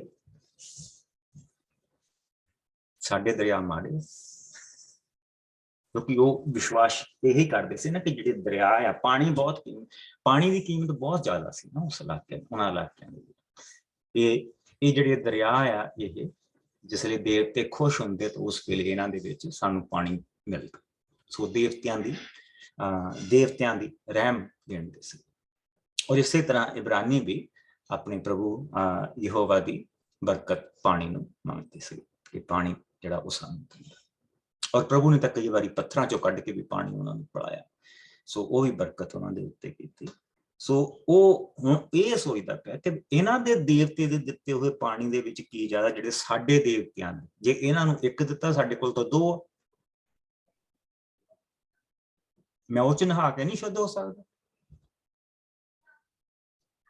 ਸੋ ਅਸੀਂ ਫਿਰ ਦੇਖਦੇ ਪਏ ਕਿ ਉਹ ਨੌਕਰਾਂ ਨੂੰ ਫੇਰ ਦੇਖਦੇ, ਕਹਿੰਦਾ ਮਾਲਕ ਜੇ ਤੈਨੂੰ ਕੋਈ ਬਹੁਤ ਹੀ ਔਖਾ ਕੰਮ ਕਰਨ ਦੇ ਲਈ ਕੋਈ ਕਹਿ ਦਿੰਦਾ, ਜੇ ਤੈਨੂੰ ਖੂਹ ਪੁੱਟਣ ਨੂੰ ਕਹਿੰਦਾ ਵੀ ਤੂੰ ਖੂਹ ਪੁੱਟ, ਔਰ ਖੂਹ ਦਾ ਜਿਹੜਾ ਪਹਿਲਾ ਪਾਣੀ ਆਊਗਾ ਨਿਕਲੂਗਾ ਉਹਦੇ ਨਾਲ ਤੂੰ ਨਹਾਉਣਾ, ਜੇ ਤੂੰ ਕੱਢਦਾ ਨਾ ਪਟਾਉਂਦਾ ਨਾ, ਜੇ ਤੈਨੂੰ ਔਖਾ ਕੰਮ ਕਹਿ ਦਿੰਦਾ ਤਾਂ ਉਹ ਵੀ ਤੂੰ ਕਰਨਾ ਸੀ, ਤਾਂ ਬਹੁਤ ਸੌਖਾ ਹੈ ਔਰ ਤੂੰ ਕਰ ਲਾ। ਸੋ ਜਰਦਨ ਦੇ ਵਿੱਚ ਉਸਨੇ ਜਿਸਲੇ ਪਹਿਲੀ ਚੁੱਭੀ ਲਾਈ, ਉਸਨੇ ਆਪਣੀ ਸਕਿਨ ਦੇਖੀ ਹੋਏਗੀ, ਜਿਸਲੇ ਦੂਸਰੀ ਲਾਈ, तीसरी लाई, चौथी लाई, पंजवीं लाई, छेवीं, सतवीं, वैन उसका स्किन साफ। लेकिन देखो उसने आके की किया, कहता मैं जानता कि इजराइल का परमेश्वर एक जिंदा परमेश्वर, सो तू मेरे तो कोई सुगात ला। सो उसने अलीशा ਨੂੰ ਕੁਝ ਦੇਣਾ ਚਾਹਿਆ, ਤੂੰ ਮੇਰੇ ਤੋਂ ਸੁਗਾਤ ਲੈ ਲੈ। ਦੂਸਰੀ ਚੀਜ਼, ਉਸ ਰਾਜੇ ਨੂੰ ਚਿੱਠੀ ਕਿਉਂ ਲਿਖੀ? ਕਿਉਂਕਿ ਉਹਨਾਂ ਦੇ ਜਿੰਨੇ ਵੀ ਨਬੀ ਹੁੰਦੇ ਸੀਗੇ ਉਹ ਸਾਰੇ ਰਾਜ ਘਰਾਣਿਆਂ 'ਚ ਰਹਿੰਦੇ ਸੀ, ਉੱਚੀਆਂ ਅਹੁਦਿਆਂ 'ਚ ਰਹਿੰਦੇ ਸੀ। ਪਰ ਪ੍ਰਭੂ ਦੇ ਨਬੀ ਏਦਾਂ ਨਹੀਂ ਸੀ ਰਹਿੰਦੇ, ਉਹਨਾਂ ਦੀ ਜ਼ਿੰਦਗੀ ਬੜੀ ਸਧਾਰਨ ਹੁੰਦੀ ਸੀ, ਬੜੀ ਸਧਾਰਨ ਜ਼ਿੰਦਗੀ ਉਹ ਜਿਉਂਦੇ ਸੀ। ਸੋ ਉਸਨੇ ਸੋਚਿਆ ਕਿ ਹੁਣ ਐਡਾ ਵੱਡਾ ਜੋ ਨਬੀ ਆ ਤੇ ਫਿਰ ਰਾਜ ਘਰਾਣੇ 'ਚ ਉਹਦੇ ਮਹਿਲ 'ਚ ਹੀ ਰਹਿੰਦਾ ਹੋਏਗਾ। ਸੋ ਇਹ ਦੂਸਰਾ ਕਾਰਨ ਸੀ। ਸੋ ਅਸੀਂ ਕੀ ਦੇਖਦੇ ਪਏ ਹਾਂ ਕਿ ਪ੍ਰਭੂ ਇੰਨਾ ਹੀ ਨਹੀਂ ਕਿ ਉਸਨੇ ਉਸਨੂੰ ਤੰਦਰੁਸਤੀ ਦਿੱਤੀ, ਉਸਦੇ ਮਨ ਨੂੰ ਵੀ ਉਸਨੇ ਤੰਦਰੁਸਤ ਕੀਤਾ, ਔਰ ਉਸਨੇ ਉਹਦੇ ਵਿੱਚ ਵੀ ਉਸ ਤੋਂ ਬਰਕਤ ਦਿੱਤੀ ਕਿ ਉਹ ਪ੍ਰਭੂ ਨੂੰ ਵੀ ਆਪਣੀ ਜ਼ਿੰਦਗੀ ਦੇ ਵਿੱਚ ਲੈ ਕੇ ਜਾ ਰਿਹਾ। ਇੱਕ ਛੋਟੇ ਤੋਂ ਛੋਟਾ ਬੱਚਾ ਵੀ ਇਹ ਕੰਮ ਕਰ ਸਕਦਾ, ਛੋਟੇ ਤੋਂ ਛੋਟੇ ਬੱਚੇ ਦੇ ਵਿਸ਼ਵਾਸ ਦੇ ਉੱਤੇ ਵੀ ਪ੍ਰਭੂ ਇਸ ਤਰ੍ਹਾਂ ਭਾਗ ਲਾ ਸਕਦਾ। ਔਰ ਅਸੀਂ ਇਹ ਦੋ ਚੀਜ਼ਾਂ ਇੱਥੇ ਦੇਖਦੇ ਪਏ ਹਾਂ। ਹੁਣ ਅਸੀਂ ਦੂਸਰੀ ਚੀਜ਼ ਦੇਖਦੇ ਪਏ ਹਾਂ, ਦੇਖਾਂਗੇ ਕਿ ਕੀ ਉਸਦੇ ਜਿਹੜੇ ਆਲੇ ਦੁਆਲੇ ਜਿਹੜੇ ਲੋਕ ਰਹਿੰਦੇ ਹੈਗੇ ਆ ਅਲੀਸ਼ਾ ਦੇ, ਉਸਦਾ ਜਿਹੜਾ ਨੌਕਰ ਆ ਗੇਹਾਜੀ, ਅਸੀਂ ਉਸ ਨੂੰ ਦੇਖਾਂਗੇ ਤੇ 24 ਉਹਦੀ ਜਿਹੜੀ ਲਾਈਫ ਹੀ ਮਿਰਾਕਲਸ ਦੇ ਵਿੱਚ ਨਿਕਲਦੀ ਪਈ। ਐਵਰੀ ਡੇ, ਐਵਰੀ ਹਫਤੇ ਉਹ ਕੋਈ ਨਾ ਕੋਈ ਮਿਰਾਕਲ ਦੇਖਦਾ ਪਿਆ ਜਿਹੜਾ ਹੋ ਰਿਹਾ, ਕਿਉਂਕਿ ਸਾਨੂੰ ਅਲੀਸ਼ਾ ਦੇ ਮਿਰਾਕਲਸ ਦਾ ਬਹੁਤ ਜ਼ਿਆਦਾ ਪਤਾ ਨਾ, ਕਿਉਂਕਿ ਜਿਹੜੇ ਹਾਲੇ ਤੱਕ ਦਾ ਕਾਫੀ ਅੱਗੇ ਤੱਕ ਇਹ ਚੱਲਣੇ ਆ, ਔਰ ਉਹ ਦੇਖਦਾ ਪਿਆ, ਲੇਕਿਨ ਉੱਤੇ ਕੋਈ ਅਸਰ ਨਹੀਂ। ਉਸ ਨੂੰ ਅਸੀਂ ਦੇਖਾਂਗੇ 16 ਆਇਤ ਤੋਂ ਲੈ ਕੇ ਆਓ ਅਸੀਂ ਚੈਪਟਰ ਦੇ ਅੰਤ ਤੱਕ ਇਸ ਨੂੰ ਦੇਖੀਏ। ਅਲੀਸ਼ਾ ਨੇ ਉੱਤਰ ਦਿੱਤਾ, ਜਿਉਂਦੇ ਪ੍ਰਭੂ ਦੀ ਸਹੁੰ, ਮੈਂ ਤੇਰੀ ਕੋਈ ਭੇਟ ਵੀ ਸਵੀਕਾਰ ਨਹੀਂ ਕਰਾਂਗਾ। ਨਹਮਿਆ ਨੇ ਬਹੁਤ ਜ਼ੋਰ ਲਾਇਆ ਕਿ ਅਲੀਸ਼ਾ ਉਸਦੀ ਕੋਈ ਭੇਟ ਸਵੀਕਾਰ ਕਰੇ, ਪਰ ਉਸਨੇ ਕੁਝ ਨਾ ਲਿਆ। ਅੰਤ ਨਹਮਾਨ ਨੇ ਕਿਹਾ, ਜੇਕਰ ਤੁਸੀਂ ਮੇਰੀ ਭੇਟ ਨਹੀਂ ਸਵੀਕਾਰ ਕਰਦੇ ਹੋ ਤਾਂ ਆਪਣੇ ਇਸ ਸੇਵਕ ਨੂੰ 2 ਖੱਚਰਾਂ ਇੱਥੋਂ ਦੀ ਮਿੱਟੀ ਦਿੱਤੀ ਜਾਵੇ ਕਿ ਮੈਂ ਆਪਣੇ ਘਰ ਲੈ ਜਾਵਾਂ, ਕਿਉਂਕਿ ਅੱਗੇ ਤੋਂ ਮੈਂ ਪ੍ਰਭੂ ਦੇ ਸਿਵਾਏ ਹੋਰ ਕਿਸੇ ਦੇਵਤੇ ਦੇ ਅੱਗੇ ਕਿਸੇ ਤਰ੍ਹਾਂ ਦੀ ਬਲੀ ਜਾਂ ਹੋਮ ਬਲੀ ਨਹੀਂ ਚੜਾਵਾਂਗਾ। ਮੇਰੀ ਪ੍ਰਾਰਥਨਾ ਹੈ ਕਿ ਪ੍ਰਭੂ ਮੈਨੂੰ ਉਸ ਸਮੇਂ ਮਾਫ ਕਰੇ ਜਦੋਂ ਮੈਂ ਆਪਣੇ ਰਾਜਾ ਦੇ ਨਾਲ ਰਿਮੋਨ ਦੇ ਮੰਦਿਰ ਵਿੱਚ ਉਸ ਸਮੇਂ ਜਾਵਾਂ ਜਦੋਂ ਉਹ ਉੱਥੇ ਮੇਰਾ ਸਹਾਰਾ ਲੈ ਕੇ ਪੂਜਾ ਲਈ ਜਾਵੇ ਅਤੇ ਮੈਂ ਉਸਦੇ ਸਾਹਮਣੇ ਆਪਣਾ ਸਿਰ ਨੀਵਾਂ ਕਰਾਂ। ਪ੍ਰਭੂ ਇਸ ਕੰਮ ਦੇ ਲਈ ਤੇਰੇ ਇਸ ਦਾਸ ਨੂੰ ਜ਼ਰੂਰ ਮਾਫ ਕਰੇ। ਅਲੀਸ਼ਾ ਨੇ ਨਹਮਿਆ ਨੂੰ ਕਿਹਾ, ਤੂੰ ਸ਼ਾਂਤੀ ਨਾਲ ਜਾ। ਸੋ ਨਹਮਾਨ ਉੱਥੋਂ ਚਲਾ ਗਿਆ। ਉਹ ਅਜੇ ਉੱਥੋਂ ਕੁਝ ਹੀ ਦੂਰ ਗਿਆ ਸੀ ਜਦੋਂ ਕਿ ਅਲੀਸ਼ਾ ਦੇ ਸੇਵਕ ਗੇਹਾਜੀ ਨੇ ਆਪਣੇ ਆਪ ਨੂੰ ਕਿਹਾ, ਮੇਰੇ ਸਵਾਮੀ ਨੇ ਪਤਾ ਨਹੀਂ ਕਿਉਂ ਨਹਮਿਆ ਨੂੰ ਬਿਨਾਂ ਉਸ ਤੋਂ ਕੁਝ ਲਿਆ ਜਾਣ ਦਿੱਤਾ ਹੈ। ਉਸ ਨੂੰ ਇਸ ਰਾਮੀ ਦੀ ਭੇਟ ਜ਼ਰੂਰ ਸਵੀਕਾਰ ਕਰਨੀ ਚਾਹੀਦੀ ਸੀ। ਹੁਣ ਜਿਉਂਦੇ ਪ੍ਰਭੂ ਦੀ ਸਹੁੰ, ਮੈਂ ਜ਼ਰੂਰ ਨੱਠ ਕੇ ਜਾਵਾਂਗਾ ਤੇ ਉਸ ਤੋਂ ਕੁਝ ਨਾ ਕੁਝ ਲੈ ਕੇ ਆਵਾਂਗਾ। ਇਸ ਲਈ ਗੇਹਾਜੀ ਨਹਮਾਨ ਦੇ ਪਿੱਛੇ ਗਿਆ ਜਦੋਂ ਨਾਮਾਨ ਨੇ ਆਪਣੇ ਪਿੱਛੇ ਕਿਸੇ ਆਦਮੀ ਨੂੰ ਦੌੜੇ ਆਉਂਦੇ ਦੇਖਿਆ ਤਾਂ ਉਸਨੇ ਆਪਣੇ ਰੱਥ ਤੋਂ ਉਤਰ ਕੇ ਪੁੱਛਿਆ, ਕੀ ਭਲਾ ਤਾਂ ਹੈ? ਗਿਹਾਜੀ ਨੇ ਉੱਤਰ ਦਿੱਤਾ, ਹਾਂ, ਸਭ ਭਲਾ ਹੀ ਹੈ, ਪਰ ਮੇਰੇ ਮਾਲਕ ਨੇ ਮੈਨੂੰ ਤੇਰੇ ਕੋਲ ਇਹ ਕਹਿਣ ਲਈ ਘੱਲਿਆ ਹੈ ਕਿ ਕੁਝ ਸਮਾਂ ਪਹਿਲੇ ਇਫਰਾਇਮ ਦੇ ਪਹਾੜੀ ਇਲਾਕੇ ਤੋਂ 2 ਜਵਾਨ ਨਬੀ ਆਏ ਹਨ ਅਤੇ ਉਹ ਚਾਹੁੰਦਾ ਹੈ ਕਿ ਤੂੰ ਉਹਨਾਂ ਲਈ 3000 ਚਾਂਦੀ ਦੇ ਸਿੱਕੇ ਅਤੇ 2 ਕੱਪੜਿਆਂ ਦੇ ਜੋੜੇ ਮੈਨੂੰ ਦੇ। ਨਾਮਾਨ ਨੇ ਉੱਤਰ ਦਿੱਤਾ, ਕਿਰਪਾ ਕਰਕੇ 6000 ਚਾਂਦੀ ਦੇ ਸਿੱਕੇ ਲੈ। ਉਸਨੇ ਇਸ ਗੱਲ ਉੱਤੇ ਜ਼ੋਰ ਦਿੱਤਾ ਕਿ ਚਾਂਦੀ ਦੇ ਸਿੱਕੇ 2 ਥੈਲੀਆਂ ਵਿੱਚ ਬੰਨ ਦਿੱਤੇ ਅਤੇ 2 ਜੋੜੇ ਕੱਪੜੇ ਵੀ ਆਪਣੇ 2 ਨੌਕਰਾਂ ਨੂੰ ਦੇ ਕੇ ਗਿਹਾਜੀ ਦੇ ਅੱਗੇ ਘੱਲੇ। ਜਦੋਂ ਉਹ ਅਲੀਸ਼ਾ ਵਾਲੇ ਪਹਾੜ ਕੋਲ ਪਹੁੰਚੇ ਜਿੱਥੇ ਉਹ ਰਹਿੰਦਾ ਸੀ ਤਾਂ ਗਿਹਾਜੀ ਨੇ ਚਾਂਦੀ ਦੇ ਸਿੱਕਿਆਂ ਦੀਆਂ 2 ਥੈਲੀਆਂ ਅਤੇ ਕੱਪੜੇ ਉਹਨਾਂ ਤੋਂ ਲੈ ਕੇ ਆਪਣੇ ਘਰ ਰੱਖ ਲਏ ਤੇ ਨਾਮਾਨ ਦੇ ਨੌਕਰਾਂ ਨੂੰ ਵਾਪਸ ਘੱਲ ਦਿੱਤਾ।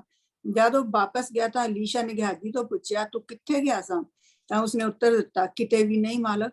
ਪਰ ਅਲੀਸ਼ਾ ਨੇ ਕਿਹਾ, ਕੀ ਮੈਂ ਉਸ ਵੇਲੇ ਆਤਮਾ ਵਿੱਚ ਤੇਰੇ ਨਾਲ ਨਹੀਂ ਸੀ ਜਦੋਂ ਉਹ ਆਦਮੀ ਆਪਣੇ ਰਾਤ ਤੋਂ ਤੈਨੂੰ ਮਿਲਣ ਲਈ ਉਤਰਿਆ ਸੀ? ਕੀ ਇਹ ਸਮਾਂ ਸੀ ਕਿ ਚਾਂਦੀ ਦੇ ਕੱਪੜੇ, ਜੈਤੂਨੀ ਬਗੀਚੇ ਤੇ ਅੰਗੂਰੀ ਬਾਗ, ਭੇਡਾਂ ਤੇ ਪਸ਼ੂ ਜਾਂ ਨੌਕਰ ਆ ਕਿਸੇ ਤੋਂ ਲਏ ਜਾਣ?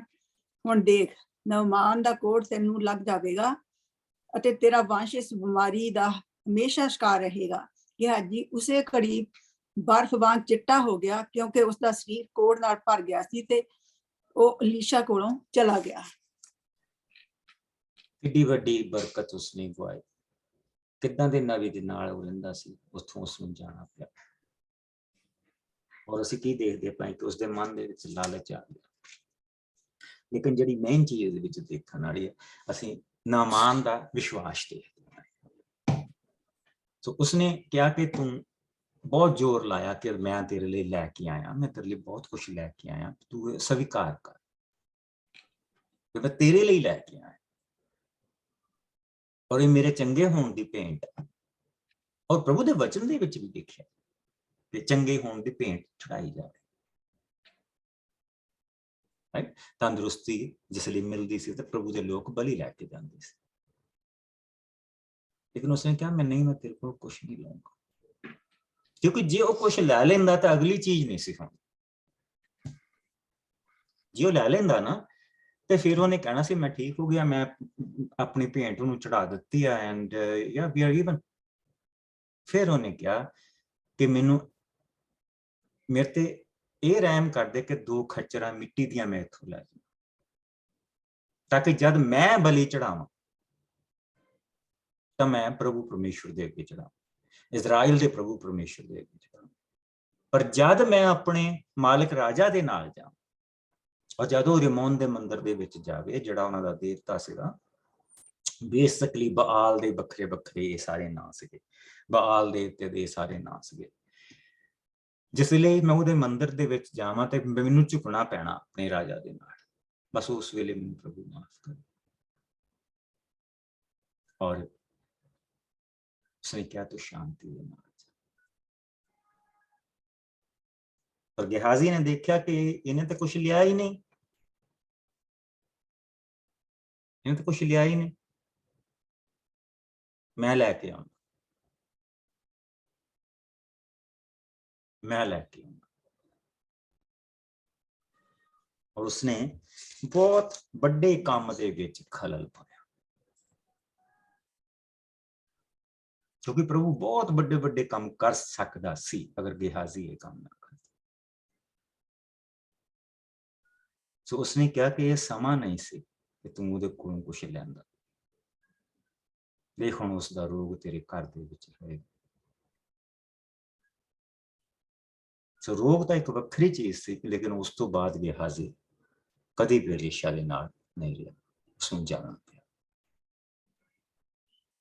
ਪ੍ਰਭੂ ਤੋਂ ਵੀ ਦੂਰ ਹੋ ਗਿਆ ਉਸ ਤੋਂ। ਔਰ ਫਿਰ ਅਸੀਂ ਇਸ ਤੋਂ ਬਾਅਦ ਹੋਰ ਛੋਟੇ ਛੋਟੇ ਮਿਰਾਕਲ, ਛੋਟੇ ਔਰ ਵੱਡੇ ਮਿਰਾਕਲ ਦੇਖਦੇ ਹਾਂ ਆਉਣ ਵਾਲੇ ਚੈਪਟਰਾਂ ਦੇ ਵਿੱਚ। 6ਵਾਂ ਭਾਵ ਉਸਦੀ 1 ਤੋਂ ਲੈ ਕੇ 7 ਆਇਤ ਤੱਕ ਪ੍ਰਭੂ ਨੇ ਇੱਕ ਹੋਰ ਮਿਰਾਕਲ ਅਲੀਸ਼ਾ ਦੇ ਰਾਹੀਂ ਕੀਤਾ। ਪਹਿਲੀਆਂ 7 ਆਇਤ।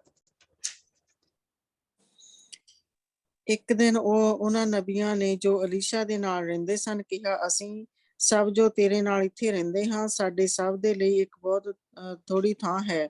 ਤੂੰ ਸਾਨੂੰ ਆਗਿਆ ਦੇ ਕਿ ਅਸੀਂ ਜਰਦਨ ਦਰਿਆ ਦੇ ਕੰਢੇ ਉੱਤੋਂ ਕੁਝ ਰੁੱਖ ਕੱਟੀਏ ਅਤੇ ਆਪਣੇ ਰਹਿਣ ਲਈ ਉੱਥੇ ਥਾਂ ਬਣਾਈਏ। ਅਲੀਸ਼ਾ ਨੇ ਉੱਤਰ ਦਿੱਤਾ, ਠੀਕ ਹੈ, ਤੁਸੀਂ ਜਾਵੋ। ਉਹਨਾਂ ਵਿੱਚੋਂ ਇੱਕ ਨੇ ਅਲੀਸ਼ਾ ਨੂੰ ਆਪਣੇ ਨਾਲ ਜਾਣ ਦੇ ਲਈ ਜ਼ੋਰ ਦਿੱਤਾ, ਸੋ ਉਹ ਵੀ ਉਹਨਾਂ ਦੇ ਨਾਲ ਉੱਥੇ ਗਿਆ। ਸੋ ਉਹਨਾਂ ਨੇ ਜਰਦਨ ਦੇ ਕੰਢੇ ਉੱਤੇ ਪਹੁੰਚ ਕੇ ਆਪਣਾ ਕੰਮ ਸ਼ੁਰੂ ਕਰ ਦਿੱਤਾ। ਜਦੋਂ ਉਹ ਰੁੱਖ ਕੱਟ ਰਹੇ ਸਨ ਤਾਂ ਉਹਨਾਂ ਵਿੱਚੋਂ ਅਚਾਨਕ ਇੱਕ ਦੀ ਕੁਹਾੜੀ ਦਾ ਫਲ ਦਰਿਆ ਵਿੱਚ ਡਿੱਗ ਪਿਆ। ਉਸਨੇ ਚਿੰਤਾ ਕਰਦੇ ਹੋਏ ਅਲੀਸ਼ਾ ਤੋਂ ਪੁੱਛਿਆ, ਸੁਆਮੀ, ਮੈਂ ਕੀ ਕਰਾਂ? ਇਹ ਫਲ ਤਾਂ ਕਿਸ ਦਾ ਮੰਗਿਆ ਹੋਇਆ ਸੀ। ਅਲੀਸ਼ਾ ਨੇ ਪੁੱਛਿਆ, ਉਹ ਕਿੱਥੇ ਡਿੱਗਾ ਹੈ? ਉਸ ਆਦਮੀ ਨੇ ਅਲੀਸ਼ਾ ਨੂੰ ਉਹ ਥਾਂ ਦਿਖਾ ਦਿੱਤੀ। ਅਲੀਸ਼ਾ ਨੇ ਇੱਕ ਰੁੱਖ ਦੀ ਟਹਿਣੀ ਕੱਟ ਕੇ ਪਾਣੀ ਵਿੱਚ ਡੋਬੀ ਅਤੇ ਉਹ ਲੋਹੇ ਦਾ ਫਲ ਪਾਣੀ ਉੱਤੇ ਤਰਨ ਲੱਗ ਪਿਆ। ਤਦ ਅਲੀਸ਼ਾ ਨੇ ਉਸ ਆਦਮੀ ਨੂੰ ਕਿਹਾ, ਤੂੰ ਇਸ ਨੂੰ ਬਾਹਰ ਕੱਢ ਲੈ। ਸੋ ਉਸ ਆਦਮੀ ਨੇ ਫਲ ਬਾਹਰ ਕੱਢ ਲਿਆ। ਬਾਹਰ ਕੱਢ ਲਿਆ। ਸੋ ਅਸੀਂ ਜਿਸ ਤਰ੍ਹਾਂ ਕਿ ਜਿੱਦਾਂ ਜਿੱਦਾਂ ਪ੍ਰਭੂ ਉਹਦੇ ਕੋਲੋਂ ਕੰਮ ਕਰਾਉਂਦਾ ਜਾ ਰਿਹਾ, ਗਾਂ ਤੋਂ ਗਾਂ ਅਸੀਂ ਉਹ ਸਾਰੀਆਂ ਚੀਜ਼ਾਂ ਦੇਖਦੇ ਪਏ ਕਿ ਪ੍ਰਭੂ ਨੇ ਅਲੀਸ਼ਾ ਤੋਂ ਕਿ ਹੋਰ ਕਿੰਨੇ ਕੰਮ ਕਰਵਾਏ। ਸੋ ਅਸੀਂ ਬੇਸਿਕਲੀ ਇੱਥੇ ਅਲੀਸ਼ਾ ਦੀ ਜ਼ਿੰਦਗੀ ਦੇ ਵਿੱਚ ਇਹ ਜਿਹੜੇ ਅਗਲੇ ਚੈਪਟਰ ਚੱਲਦੇ ਪਏ ਸਾਰੇ ਅਲੀਸ਼ਾ ਦੀ ਜ਼ਿੰਦਗੀ ਦੇ ਵਿੱਚ ਚੱਲਦੇ ਪਏ ਆ। ਸੋ ਅਰਾਮੀ ਸੈਨਾ ਜਿਹੜਾ ਹਮਲਾ ਨਹੀਂ ਹੋਣਾ ਚਾਹੀਦਾ ਸੀਗਾ, ਉਹ ਹੁਣ ਹਮਲਾ ਹੋਣ ਜਾ ਰਿਹਾ, ਕਿਉਂਕਿ ਅਗਰ ਉਹ ਜਾ ਲੈਣ ਦਿੰਦਾ ਨਾਮਾਨ ਨੂੰ ਤੇ ਆਹ ਕੰਮ ਕਦੀ ਨਹੀਂ ਸੀ ਹੋਣਾ। ਲੇਕਿਨ ਪ੍ਰਭੂ ਨੇ ਇਸ ਦੇ ਵਿੱਚੋਂ ਵੀ ਹੁਣ ਸਾਮਰੀਆ ਨੂੰ ਇੱਕ ਵਾਰ ਫਿਰ ਬਚਾਉਣਾ, ਇਸਰਾਇਲ ਨੂੰ ਇੱਕ ਵਾਰੀ ਫਿਰ ਬਚਾਉਣਾ। ਸੋ ਆਓ ਅਸੀਂ ਇਸ ਦੀਆਂ 8 ਆਇਤ ਤੋਂ ਲੈ ਕੇ 23 ਆਇਤ ਤੱਕ ਇਸ ਨੂੰ ਦੇਖੀਏ। ਅਰਾਮੀ ਸੈਨਾ ਅਤੇ ਇਸਰਾਇਲ ਦੀ ਸੈਨਾ ਵਿਚਕਾਰ ਯੁੱਧ ਹੋ ਰਿਹਾ ਸੀ। ਇਸਰਾਇਲੀ ਰਾਜਾ ਨੇ ਆਪਣੇ ਅਧਿਕਾਰੀਆਂ ਨਾਲ ਸਲਾਹ ਕਰਕੇ ਇੱਕ ਥਾਂ ਉੱਤੇ ਕੈਂਪ ਲਾਉਣਾ ਚਾਹਿਆ, ਪਰ ਅਲੀਸ਼ਾ ਨਬੀ ਨੇ ਇਸਰਾਇਲੀ ਰਾਜਾ ਕੋਲ ਇਹ ਸੰਦੇਸ਼ ਘੱਲਿਆ ਕਿ ਉਹ ਉਸ ਫੈਸਲਾ ਕੀਤੀ ਥਾਂ ਉੱਤੇ ਕੈਂਪ ਨਾ ਲਾਵੇ, ਕਿਉਂਕਿ ਅਰਾਮੀ ਸੈਨਾ ਉੱਥੇ ਲੋਕੇ ਬੈਠੀ ਹੋਈ ਹੈ। ਸੋ ਇਸਰਾਇਲੀ ਰਾਜਾ ਨੇ ਆਪਣੇ ਉਸ ਥਾਂ ਉੱਤੇ ਰਹਿ ਰਹੇ ਆਦਮੀਆਂ ਨੂੰ ਚੇਤਾਵਨੀ ਘੱਲ ਦਿੱਤੀ ਅਤੇ ਉਹਨਾਂ ਨੂੰ ਚੁਕੰਨੇ ਰਹਿਣ ਲਈ ਕਿਹਾ। ਇਸ ਤਰ੍ਹਾਂ ਬਹੁਤ ਵਾਰ ਹੋਇਆ। ਅਰਾਮੀ ਰਾਜਾ ਇਸ ਸਭ ਤੋਂ ਬਹੁਤ ਪਰੇਸ਼ਾਨ ਹੋਇਆ ਤੇ ਉਸਨੇ ਆਪਣੇ ਸਭ ਅਧਿਕਾਰੀਆਂ ਨੂੰ ਸੱਦ ਕੇ ਕਿਹਾ, ਤੁਹਾਡੇ ਵਿੱਚੋਂ ਇਸਰਾਇਲੀ ਰਾਜਾ ਦੇ ਨਾਲ ਕੌਣ ਮਿਲਿਆ ਹੋਇਆ ਹੈ? ਇੱਕ ਅਧਿਕਾਰੀ ਨੇ ਰਾਜਾ ਨੂੰ ਉੱਤਰ ਦਿੱਤਾ, ਨਹੀਂ ਮਹਾਰਾਜ, ਇਹ ਗੱਲ ਨਹੀਂ ਹੈ। ਸਗੋਂ ਅਲੀਸ਼ਾ ਨਬੀ ਇਸਰਾਇਲ ਦੇ ਰਾਜਾ ਨੂੰ ਤੁਹਾਡੀ ਉਹ ਗੱਲ ਵੀ ਦੱਸ ਦਿੰਦਾ ਹੈ ਜੋ ਤੁਸੀਂ ਬਹੁਤ ਹੀ ਗੁਪਤ ਰੂਪ ਵਿੱਚ ਆਪਣੇ ਕਮਰੇ ਵਿੱਚ ਸੋਚਦੇ ਹੋ। ਰਾਜਾ ਨੇ ਤੁਰੰਤ ਕਿਹਾ, ਠੀਕ ਹੈ, ਉਸ ਦਾ ਪਤਾ ਕਰੋ, ਉਹ ਕਿੱਥੇ ਹੈ? ਮੈਂ ਉਸ ਨੂੰ ਤੁਰੰਤ ਗ੍ਰਿਫਤਾਰ ਕਰਨਾ ਚਾਹੁੰਦਾ ਹਾਂ। ਕਿਸੇ ਨੇ ਦੱਸਿਆ ਕਿ ਅਲੀਸ਼ਾ ਦੋਥਾਨ ਨਗਰ ਵਿੱਚ ਹੈ। ਅਰਾਮੀ ਰਾਜਾ ਨੇ ਇਹ ਸੂਚਨਾ ਮਿਲਦੇ ਹੀ ਆਪਣੀ ਵੱਡੀ ਸੈਨਾ ਘੋੜਿਆਂ ਤੇ ਰੱਥਾਂ ਸਮੇਤ ਦੋਥਾਨ ਨੂੰ ਘੱਲੀ, ਜਿਸ ਨੇ ਰਾਤ ਦੇ ਵੇਲੇ ਉੱਥੇ ਪਹੁੰਚ ਕੇ ਨਗਰ ਨੂੰ ਘੇਰ ਲਿਆ।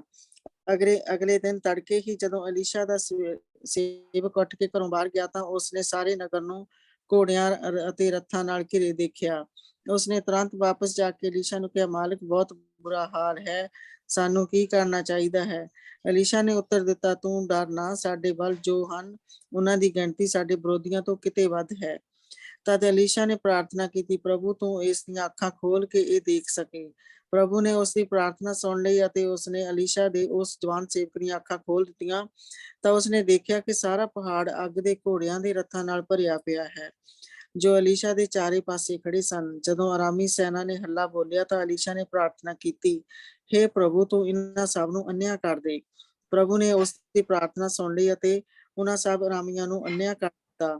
ਤਦ ਅਲੀਸ਼ਾ ਨੇ ਅਰਾਮੀ ਸੈਨਾ ਨੂੰ ਜਾ ਕੇ ਕਿਹਾ, ਤੁਸੀਂ ਗਲਤ ਰਾਹੇ ਆਏ ਹੋ। ਇਸ ਰਾਹ ਵਿੱਚ ਇਹ ਰਾਹ ਉਸ ਨਗਰ ਨੂੰ ਨਹੀਂ ਜਾਂਦਾ ਜਿੱਥੇ ਤੁਸੀਂ ਜਾਣਾ ਚਾਹੁੰਦੇ ਹੋ। ਮੈਂ ਤੁਹਾਨੂੰ ਠੀਕ ਰਾਹ ਦੱਸਦਾ ਹਾਂ। ਫਿਰ ਅਲੀਸ਼ਾ ਉਹਨਾਂ ਨੂੰ ਸਾਮਰੀਆ ਵਿੱਚ ਲੈ ਗਿਆ। ਸਾਮਰੀਆ ਨਗਰ ਵਿੱਚ ਪਹੁੰਚਦਿਆਂ ਹੀ ਅਲੀਸ਼ਾ ਨੇ ਪ੍ਰਾਰਥਨਾ ਕੀਤੀ, ਪ੍ਰਭੂ, ਤੂੰ ਇਹਨਾਂ ਦੀਆਂ ਅੱਖਾਂ ਖੋਲ ਕੇ ਦੇਖਣ। ਪ੍ਰਭੂ ਨੇ ਅਲੀਸ਼ਾ ਦੀ ਪ੍ਰਾਰਥਨਾ ਸੁਣ ਲਈ ਅਤੇ ਉਹਨਾਂ ਦੀਆਂ ਅੱਖਾਂ ਖੋਲ ਦਿੱਤੀਆਂ। ਤਦ ਉਹਨਾਂ ਨੇ ਦੇਖਿਆ ਕਿ ਉਹ ਤਾਂ ਸਾਮਰੀਆ ਦੇ ਵਿਚਕਾਰ ਪਹੁੰਚ ਚੁੱਕੇ ਹਨ। ਜਦੋਂ ਇਸਰਾਇਲ ਦੇ ਰਾਜਾ ਨੇ ਅਰਾਮੀਆਂ ਨੂੰ ਦੇਖਿਆ ਤਾਂ ਉਸਨੇ ਅਲੀਸ਼ਾ ਤੋਂ ਪੁੱਛਿਆ, ਸੁਆਮੀ, ਕੀ ਮੈਂ ਇਹਨਾਂ ਸਭ ਨੂੰ ਕਤਲ ਕਰ ਦੇਵਾਂ? ਅਲੀਸ਼ਾ ਨੇ ਉੱਤਰ ਦਿੱਤਾ, ਨਹੀਂ। ਕੀ ਲੜਾਈ ਵਿੱਚ ਬੰਦੀ ਬਣਾਈ ਬੰਦੀਆਂ ਨੂੰ ਤੂੰ ਕਤਲ ਕਰਦਾ ਹੈ? ਨਹੀਂ। ਸੋ ਤੂੰ ਇਹਨਾਂ ਨੂੰ ਕੁਝ ਖਾਣ ਪੀਣ ਲਈ ਦੇ ਅਤੇ ਫਿਰ ਇਹਨਾਂ ਨੂੰ ਇਹਨਾਂ ਦੇ ਰਾਜੇ ਕੋਲ ਜਾਣ ਦੇ। ਸੋ ਇਜ਼ਰਾਈਲ ਦੇ ਰਾਜੇ ਨੇ ਅਰਾਮੀਆਂ ਲਈ ਇੱਕ ਵੱਡਾ ਭੋਜ ਕੀਤਾ ਤੇ ਜਦੋਂ ਉਹ ਖਾ ਪੀ ਚੁੱਕੇ ਤਾਂ ਉਸਨੇ ਉਹਨਾਂ ਨੂੰ ਵਾਪਸ ਅਰਾਮ ਨੂੰ ਘੱਲ ਦਿੱਤਾ। ਇਸ ਦੇ ਪਿੱਛੋਂ ਅਰਾਮੀਆਂ ਨੇ ਇਜ਼ਰਾਈਲ ਉੱਤੇ ਹੱਲੇ ਕਰਨੇ ਛੱਡ ਦਿੱਤੇ। ਸੋ ਅਸੀਂ ਦੇਖਦੇ ਪਏ ਹਾਂ ਕਿ ਕੰਟੀਨਿਊਅਸਲੀ ਇੱਕ ਯੁੱਧ ਦੀ ਹਾਲਤ ਹੈ ਜੋ ਇਜ਼ਰਾਈਲ ਦੇ ਨਾਲ ਚੱਲਦੀ ਪਈ, ਲਗਾਤਾਰ ਯੁੱਧ ਦੀ ਹਾਲਤ ਹੈ। ਇਹ ਨਹੀਂ ਇੱਧਰ ਨਹੀਂ ਕਿ ਇਕੱਲੇ ਇੱਧਰ ਹੀ ਚੱਲਦੇ ਪਏ ਯੁੱਧ ਦੂਜੇ ਪਾਸੇ ਵੀ ਚੱਲਦੇ ਪਏ। ਔਰ ਉਹ ਅਸੀਂ ਜਿਸ ਵੇਲੇ ਯਹੂਦਾ ਦੇ ਰਾਜਿਆਂ ਬਾਰੇ ਪੜਾਂਗੇ ਤਾਂ ਉਹਨਾਂ ਦੇ ਬਾਰੇ ਅਸੀਂ ਗਾਂ ਜਾ ਕੇ ਪੜਾਂਗੇ। ਲੇਕਿਨ ਇੱਧਰਲੇ ਪਾਸੇ ਅਰਾਮੀਆਂ, ਜਿਹੜੇ ਅਰਾਮੀ ਲੋਕ ਆ, ਉਹ ਕੰਪਲੀਟਲੀ ਯੁੱਧ ਦੀ ਹਾਲਤ ਦੇ ਵਿੱਚ ਉਹਨਾਂ ਦੇ ਨਾਲ ਹਮੇਸ਼ਾ ਬਣੇ ਰਹਿੰਦੇ ਸੀ। ਔਰ ਇਸ ਤੋਂ ਬਾਅਦ ਫਿਰ ਕੁਝ ਸਮਾਂ ਸ਼ਾਂਤੀ ਦਾ ਆ ਗਿਆ। ਲੇਕਿਨ ਹੁਣ ਜਿਹੜਾ ਰਾਜਾ ਬਨ-ਹਦਦ ਆ, ਉਸਨੇ ਇੱਕ ਵਾਰ ਫਿਰ ਸਾਮਰੀਆ ਦੇ ਉੱਤੇ ਲੜਾਈ ਦਾ ਬਿਗਲ ਵਜਾਉਣਾ। ਸੋ ਆਓ ਅਸੀਂ 24 ਆਇਤ ਤੋਂ ਲੈ ਕੇ 24 ਆਇਤ ਤੋਂ ਲੈ ਕੇ ਚੈਪਟਰ ਦੇ ਐਂਡ ਤੱਕ ਇਸ ਨੂੰ ਦੇਖੀਏ। ਕੁਝ ਸਮੇਂ ਦੇ ਪਿੱਛੋਂ ਆਰਾਮ ਦੇ ਰਾਜਾ ਬਨ-ਹਦਦ ਨੇ ਆਪਣੀ ਸਾਰੀ ਸੈਨਾ ਇਕੱਠੀ ਕੀਤੀ ਅਤੇ ਆ ਕੇ ਸਾਮਰੀਆ ਨਗਰ ਨੂੰ ਘੇਰ ਲਿਆ। ਇਸ ਕਾਰਨ ਸਾਮਰੀਆ ਵਿੱਚ ਹਰ ਚੀਜ਼ ਦੀ ਥੋੜ ਹੋ ਗਈ ਅਤੇ ਉੱਥੇ ਅਕਾਲ ਪੈ ਗਿਆ। ਗਧੇ ਦੇ ਸਿਰ ਦਾ ਮੁੱਲ ਚਾਂਦੀ ਦੇ 80 ਸਿੱਕੇ ਅਤੇ ਕਬੂਤਰ ਦੀ 200 ਗ੍ਰਾਮ ਬਿੱਟ ਦਾ ਮੁੱਲ ਚਾਂਦੀ ਦੇ 5 ਸਿੱਕੇ ਹੋ ਗਿਆ। ਇੱਕ ਦਿਨ ਇਜ਼ਰਾਈਲ ਦਾ ਰਾਜਾ ਨਗਰ ਵਿੱਚ ਗਲੀਓ ਗਲੀ ਫਿਰ ਰਿਹਾ ਸੀ ਤਾਂ ਇੱਕ ਔਰਤ ਨੇ ਉੱਚੀ ਦਿੱਤੀ ਪੁਕਾਰ ਕੇ ਉਸਨੂੰ ਕਿਹਾ, ਮਹਾਰਾਜ ਮੇਰੀ ਮਦਦ ਕਰੋ। ਰਾਜਾ ਨੇ ਉੱਤਰ ਦਿੱਤਾ, ਜੇਕਰ ਪ੍ਰਭੂ ਤੇਰੀ ਮਦਦ ਕਰਨ ਲਈ ਨਹੀਂ ਤਿਆਰ ਤਾਂ ਮੈਂ ਤੇਰੀ ਕੀ ਮਦਦ ਕਰ ਸਕਦਾ ਹਾਂ। ਮੇਰੇ ਕੋਲ ਤਾਂ ਨਾ ਕਣਕ ਹੈ ਤੇ ਨਾ ਹੀ ਦਾਖਸਰ, ਤੇਰਾ ਦੁੱਖ ਕੀ ਹੈ? ਉਸ ਔਰਤ ਨੇ ਉੱਤਰ ਦਿੱਤਾ, ਇਸ ਔਰਤ ਨੇ ਸਲਾਹ ਦਿੱਤੀ ਸੀ ਕਿ ਅੱਜ ਅਸੀਂ ਤੇਰਾ ਪੁੱਤਰ ਪਕਾ ਕੇ ਖਾਂਦੇ ਹਾਂ ਤੇ ਕੱਲ ਮੇਰਾ ਖਾਵਾਂਗੇ। ਇਸ ਤਰ੍ਹਾਂ ਅਸੀਂ ਦੋਵਾਂ ਨੇ ਮੇਰੇ ਪੁੱਤਰਾਂ ਨੂੰ ਪਕਾ ਕੇ ਖਾ ਲਿਆ। ਪਰ ਜਦੋਂ ਅਗਲੇ ਦਿਨ ਮੈਂ ਇਸ ਦੇ ਪੁੱਤਰ ਨੂੰ ਪਕਾਉਣ ਲਈ ਕਿਹਾ ਤਾਂ ਇਸਨੇ ਉਸਨੂੰ ਲੁਕਾ ਲਿਆ। ਇਹ ਸੁਣਦੇ ਸਾਰ ਹੀ ਰਾਜਾ ਨੇ ਆਪਣੇ ਕੱਪੜੇ ਪਾੜ ਸੁੱਟੇ ਅਤੇ ਬਹੁਤ ਹੀ ਦੁਖੀ ਹੋ ਗਿਆ। ਜੋ ਲੋਕ ਉਸ ਲਾਗੇ ਖੜੇ ਸਨ ਉਹਨਾਂ ਨੇ ਦੇਖਿਆ ਕਿ ਰਾਜਾ ਨੇ ਆਪਣੇ ਕੱਪੜਿਆਂ ਦੇ ਹੇਠ ਟਾਟ ਪਹਿਨਿਆ ਹੋਇਆ ਸੀ। ਉਸਨੇ ਗੁੱਸੇ ਵਿੱਚ ਆ ਕੇ ਕਿਹਾ, ਪ੍ਰਭੂ ਮੈਨੂੰ ਬੁਰੀ ਮਾਰੇ ਜੇਕਰ ਮੈਂ ਅਲੀਸ਼ਾ ਦਾ ਸਿਰ ਉਸਦੇ ਧੜ ਨਾਲੋਂ ਵੱਖ ਨਾ ਕਰਾਂ। ਉਸਨੇ ਅਲੀਸ਼ਾ ਨੂੰ ਸੱਦਣ ਲਈ ਇੱਕ ਆਦਮੀ ਘੱਲਿਆ। ਜਦੋਂ ਰਾਜਾ ਦਾ ਆਦਮੀ ਅਲੀਸ਼ਾ ਨੂੰ ਸੱਦਣ ਆ ਰਿਹਾ ਸੀ ਤਾਂ ਉਹ ਉਸ ਸਮੇਂ ਕੁਝ ਬਜ਼ੁਰਗਾਂ ਨਾਲ ਆਪਣੇ ਘਰ ਗੱਲਬਾਤ ਕਰ ਰਿਹਾ ਸੀ ਜੋ ਉਸਦੇ ਘਰ ਉਸਨੂੰ ਮਿਲਣ ਆਏ ਹੋਏ ਸਨ। ਅਲੀਸ਼ਾ ਨੇ ਉਹਨਾਂ ਬਜ਼ੁਰਗਾਂ ਨੂੰ ਕਿਹਾ, ਉਸ ਕਾਤਲ ਨੇ ਮੈਨੂੰ ਕਤਲ ਕਰਨ ਲਈ ਇੱਕ ਆਦਮੀ ਘੱਲਿਆ ਹੈ। ਪਰ ਜਦੋਂ ਉਹ ਇੱਥੇ ਪਹੁੰਚੇ ਤਾਂ ਘਰ ਦਾ ਬੂਹਾ ਬੰਦ ਕਰ ਦੇਣਾ ਤੇ ਉਸਨੂੰ ਅੰਦਰ ਨਾ ਆਉਣ ਦੇਣਾ, ਕਿਉਂਕਿ ਉਸਦੇ ਪਿੱਛੇ ਰਾਜਾ ਆਪ ਆ ਰਿਹਾ ਹੈ। ਜਦੋਂ ਅਜੇ ਉਹ ਕਹਿ ਹੀ ਰਿਹਾ ਸੀ ਤਾਂ ਰਾਜਾ ਉੱਥੇ ਪਹੁੰਚਿਆ ਤੇ ਉਸਨੇ ਕਿਹਾ, ਪ੍ਰਭੂ ਨੇ ਆਪ ਇਹ ਵਿਪਤਾ ਸਾਡੇ ਉੱਤੇ ਲਿਆਂਦੀ ਹੈ, ਫਿਰ ਮੈਂ ਉਸ ਤੋਂ ਹੋਰ ਅੱਗੇ ਕੀ ਉਮੀਦ ਰੱਖਾਂ। ਆਮੀਨ। ਸੋ ਇਸ ਵੇਲੇ ਤੁਹਾਨੂੰ ਪਤਾ ਕਿ ਇਹੋ ਹੀ ਭਾਰਾ ਸਮਾਂ ਅਸੀਂ ਦੇਖਿਆ ਸੀਗਾ ਕਿ ਇਲਾਜਾ ਦੇ ਉੱਤੇ ਵੀ ਆਇਆ ਸੀ, ਜਿਸ ਲਈ ਰਾਣੀ ਉਸਨੂੰ ਮਾਰਨ ਨੂੰ ਫਿਰਦੀ ਸੀ। ਹੁਣ ਇਸ ਵੇਲੇ ਉਸ ਰਾਜੇ ਦਾ ਜਿਹੜਾ ਮੁੰਡਾ ਆ ਉਹ ਉਸਨੂੰ ਮਾਰਨ ਨੂੰ ਫਿਰਦਾ ਪਿਆ, ਕਿਉਂਕਿ ਬਨ-ਹਦਦ ਨੇ ਸਾਰਾ ਜਿਹੜਾ ਇਸ ਵੇਲੇ ਇਲਾਕਾ ਆ ਉਸਨੂੰ ਆਪਣੇ ਘੇਰੇ ਦੇ ਵਿੱਚ ਲਿਆ ਹੈ। ਉਹ ਸ਼ਹਿਰ ਦੇ ਵਿੱਚੋਂ ਨਾ ਕੋਈ ਚੀਜ਼ ਆਉਣ ਦਿੰਦਾ, ਨਾ ਸ਼ਹਿਰ ਦੇ ਵਿੱਚ ਕੋਈ ਚੀਜ਼ ਜਾਣ ਦਿੰਦਾ। ਔਰ ਅੰਦਰ ਜਿਹੜਾ ਦਾਣਾ ਪਾਣੀ ਉਹਨਾਂ ਨੇ ਇਕੱਠਾ ਕੀਤਾ ਸੀ ਸਾਮਰੀਆ ਦੇ ਵਿੱਚ, ਉਹ ਮੁੱਕਣ ਲੱਗ ਪਿਆ। ਸੋ ਅੰਦਰ ਕਾਲ ਪੈ ਗਿਆ, ਔਰ ਇੱਥੇ ਤੱਕ ਕਾਲ ਪੈ ਗਿਆ ਕਿ ਲੋਕ ਆਪਣੀ ਔਲਾਦਾਂ ਨੂੰ ਪਕਾ ਕੇ ਖਾਂਦੇ। ਇੰਨਾ ਭਾਰਾ ਸਮਾਂ ਆਉਣ ਤੇ ਵੀ ਦੇਖ ਲਓ ਰਾਜੇ ਨਮਰ ਨਹੀਂ ਹੁੰਦੇ। ਉਹ ਨਮਰ ਨਹੀਂ ਹੁੰਦਾ ਪਿਆ ਪ੍ਰਭੂ ਦੇ, ਉਹ ਪ੍ਰਭੂ ਦੇ ਬੰਦੇ ਨੂੰ ਮਾਰਨਾ ਚਾਹੁੰਦਾ ਪਿਆ। ਜਿਹਦੇ ਕੋਲ ਉਸ ਚੀਜ਼ ਦਾ ਇਲਾਜ ਆ ਉਹਨੂੰ ਮਾਰਨਾ ਚਾਹੁੰਦਾ ਪਿਆ। ਉਸ ਚੀਜ਼ ਨੂੰ ਵੀ ਭੁੱਲ ਗਿਆ ਕਿ ਸਾਮਰੀਆ ਦੇ ਵਿੱਚ ਉਹ ਸਾਰੀ ਫੌਜ ਜਿਹੜੀ ਸੀਗੀ ਉਹ ਲਿਆਤੀ ਸੀਗੀ, ਤੇ ਉਹ ਜਿਸ ਲਈ ਉਹਨਾਂ ਦੀ ਅੱਖਾਂ ਖੁੱਲੀਆਂ ਤੇ ਉਹਨਾਂ ਨੂੰ ਪਤਾ ਲੱਗਾ ਕਿ ਅਸੀਂ ਕਿੱਥੇ ਆ ਗਏ। ਪ੍ਰਭੂ ਨੇ ਐਡਾ ਵੱਡਾ ਮਿਰਾਕਲ ਕੀਤਾ, ਲੇਕਿਨ ਉਸਨੂੰ ਉਹ ਸਾਰੀਆਂ ਚੀਜ਼ਾਂ ਭੁੱਲ ਗਈਆਂ। ਸੋ ਹੁਣ ਇਸ ਵੇਲੇ ਉਸਨੂੰ ਉੱਥੇ ਮਾਰਨ ਨੂੰ ਪਹੁੰਚ ਗਿਆ। ਸੋ ਹੁਣ ਕੀ ਕੀਤਾ ਜਾਏ? ਸੋ ਇਹ ਅਸੀਂ ਅੱਗੇ ਦੇਖਦੇ ਹਾਂ। ਆ ਜਾਓ। ਸੋ 7ਵਾਂ ਭਾਵ ਦੇ ਵਿੱਚ ਜਿੱਦਾਂ ਸੇਮ ਚੀਜ਼ ਹਾਲੇ ਚੱਲਦੀ ਪਈ ਹੈ ਕਿ ਅਲੀਸ਼ਾ ਨੇ ਉੱਤਰ ਦਿੱਤਾ, ਸੁਣ ਪ੍ਰਭੂ ਦਾ ਇਸ ਸੰਬੰਧ ਵਿੱਚ ਕੀ ਵਚਨ ਹੈ। ਕੱਲ ਇਸ ਵੇਲੇ ਸਾਮਰੀਆ ਦੇ ਵਿੱਚ ਤੂੰ ਇੱਕ ਚਾਂਦੀ ਦੇ ਸਿੱਕੇ ਦੀ 3 ਕਿਲੋ ਕਣਕ ਜਾਂ 6 ਕਿਲੋ ਜੌਂ ਖਰੀਦ ਸਕਦਾ ਹੈ। ਰਾਜਾ ਦੇ ਲਾਗੇ ਖੜੇ ਅਧਿਕਾਰੀਆਂ ਨੇ ਅਲੀਸ਼ਾ ਨੂੰ ਕਿਹਾ, ਇਹ ਹੋਣਾ ਸੰਭਵ ਨਹੀਂ। ਬੇਸ਼ੱਕ ਪ੍ਰਭੂ ਆਪ ਵੀ ਇਹਨਾਂ ਚੀਜ਼ਾਂ ਦਾ ਮੀਂਹ ਸਵਰਗ ਤੋਂ ਕਿਉਂ ਨਾ ਬਰਾਵੇ। ਅਲੀਸ਼ਾ ਨੇ ਉੱਤਰ ਦਿੱਤਾ, ਤੂੰ ਇਹ ਸਭ ਹੁੰਦਾ ਦੇਖੇਂਗਾ ਤਾਂ ਸਹੀ, ਪਰ ਆਪ ਇਸ ਭੋਜਨ ਨੂੰ ਨਹੀਂ ਖਾ ਸਕੇਗਾ, ਕਿਉਂਕਿ ਪ੍ਰਭੂ ਦੇ ਲਈ ਹਰੇਕ ਚੀਜ਼ ਸੰਭਵ। ਉਸਨੇ ਕਿਹਾ ਕਿ ਪ੍ਰਭੂ ਦੇ ਲਈ ਇਹ ਚੀਜ਼ ਅਸੰਭਵ, ਜਦ ਕਿ ਇਸ ਕੌਮ ਨੇ ਪ੍ਰਭੂ ਦਾ ਭਰਾਇਆ ਖਾਣਾ 40 ਸਾਲ ਖਾਧਾ, ਪ੍ਰਭੂ ਦਾ ਮੰਨਾ 40 ਸਾਲ ਖਾਧਾ,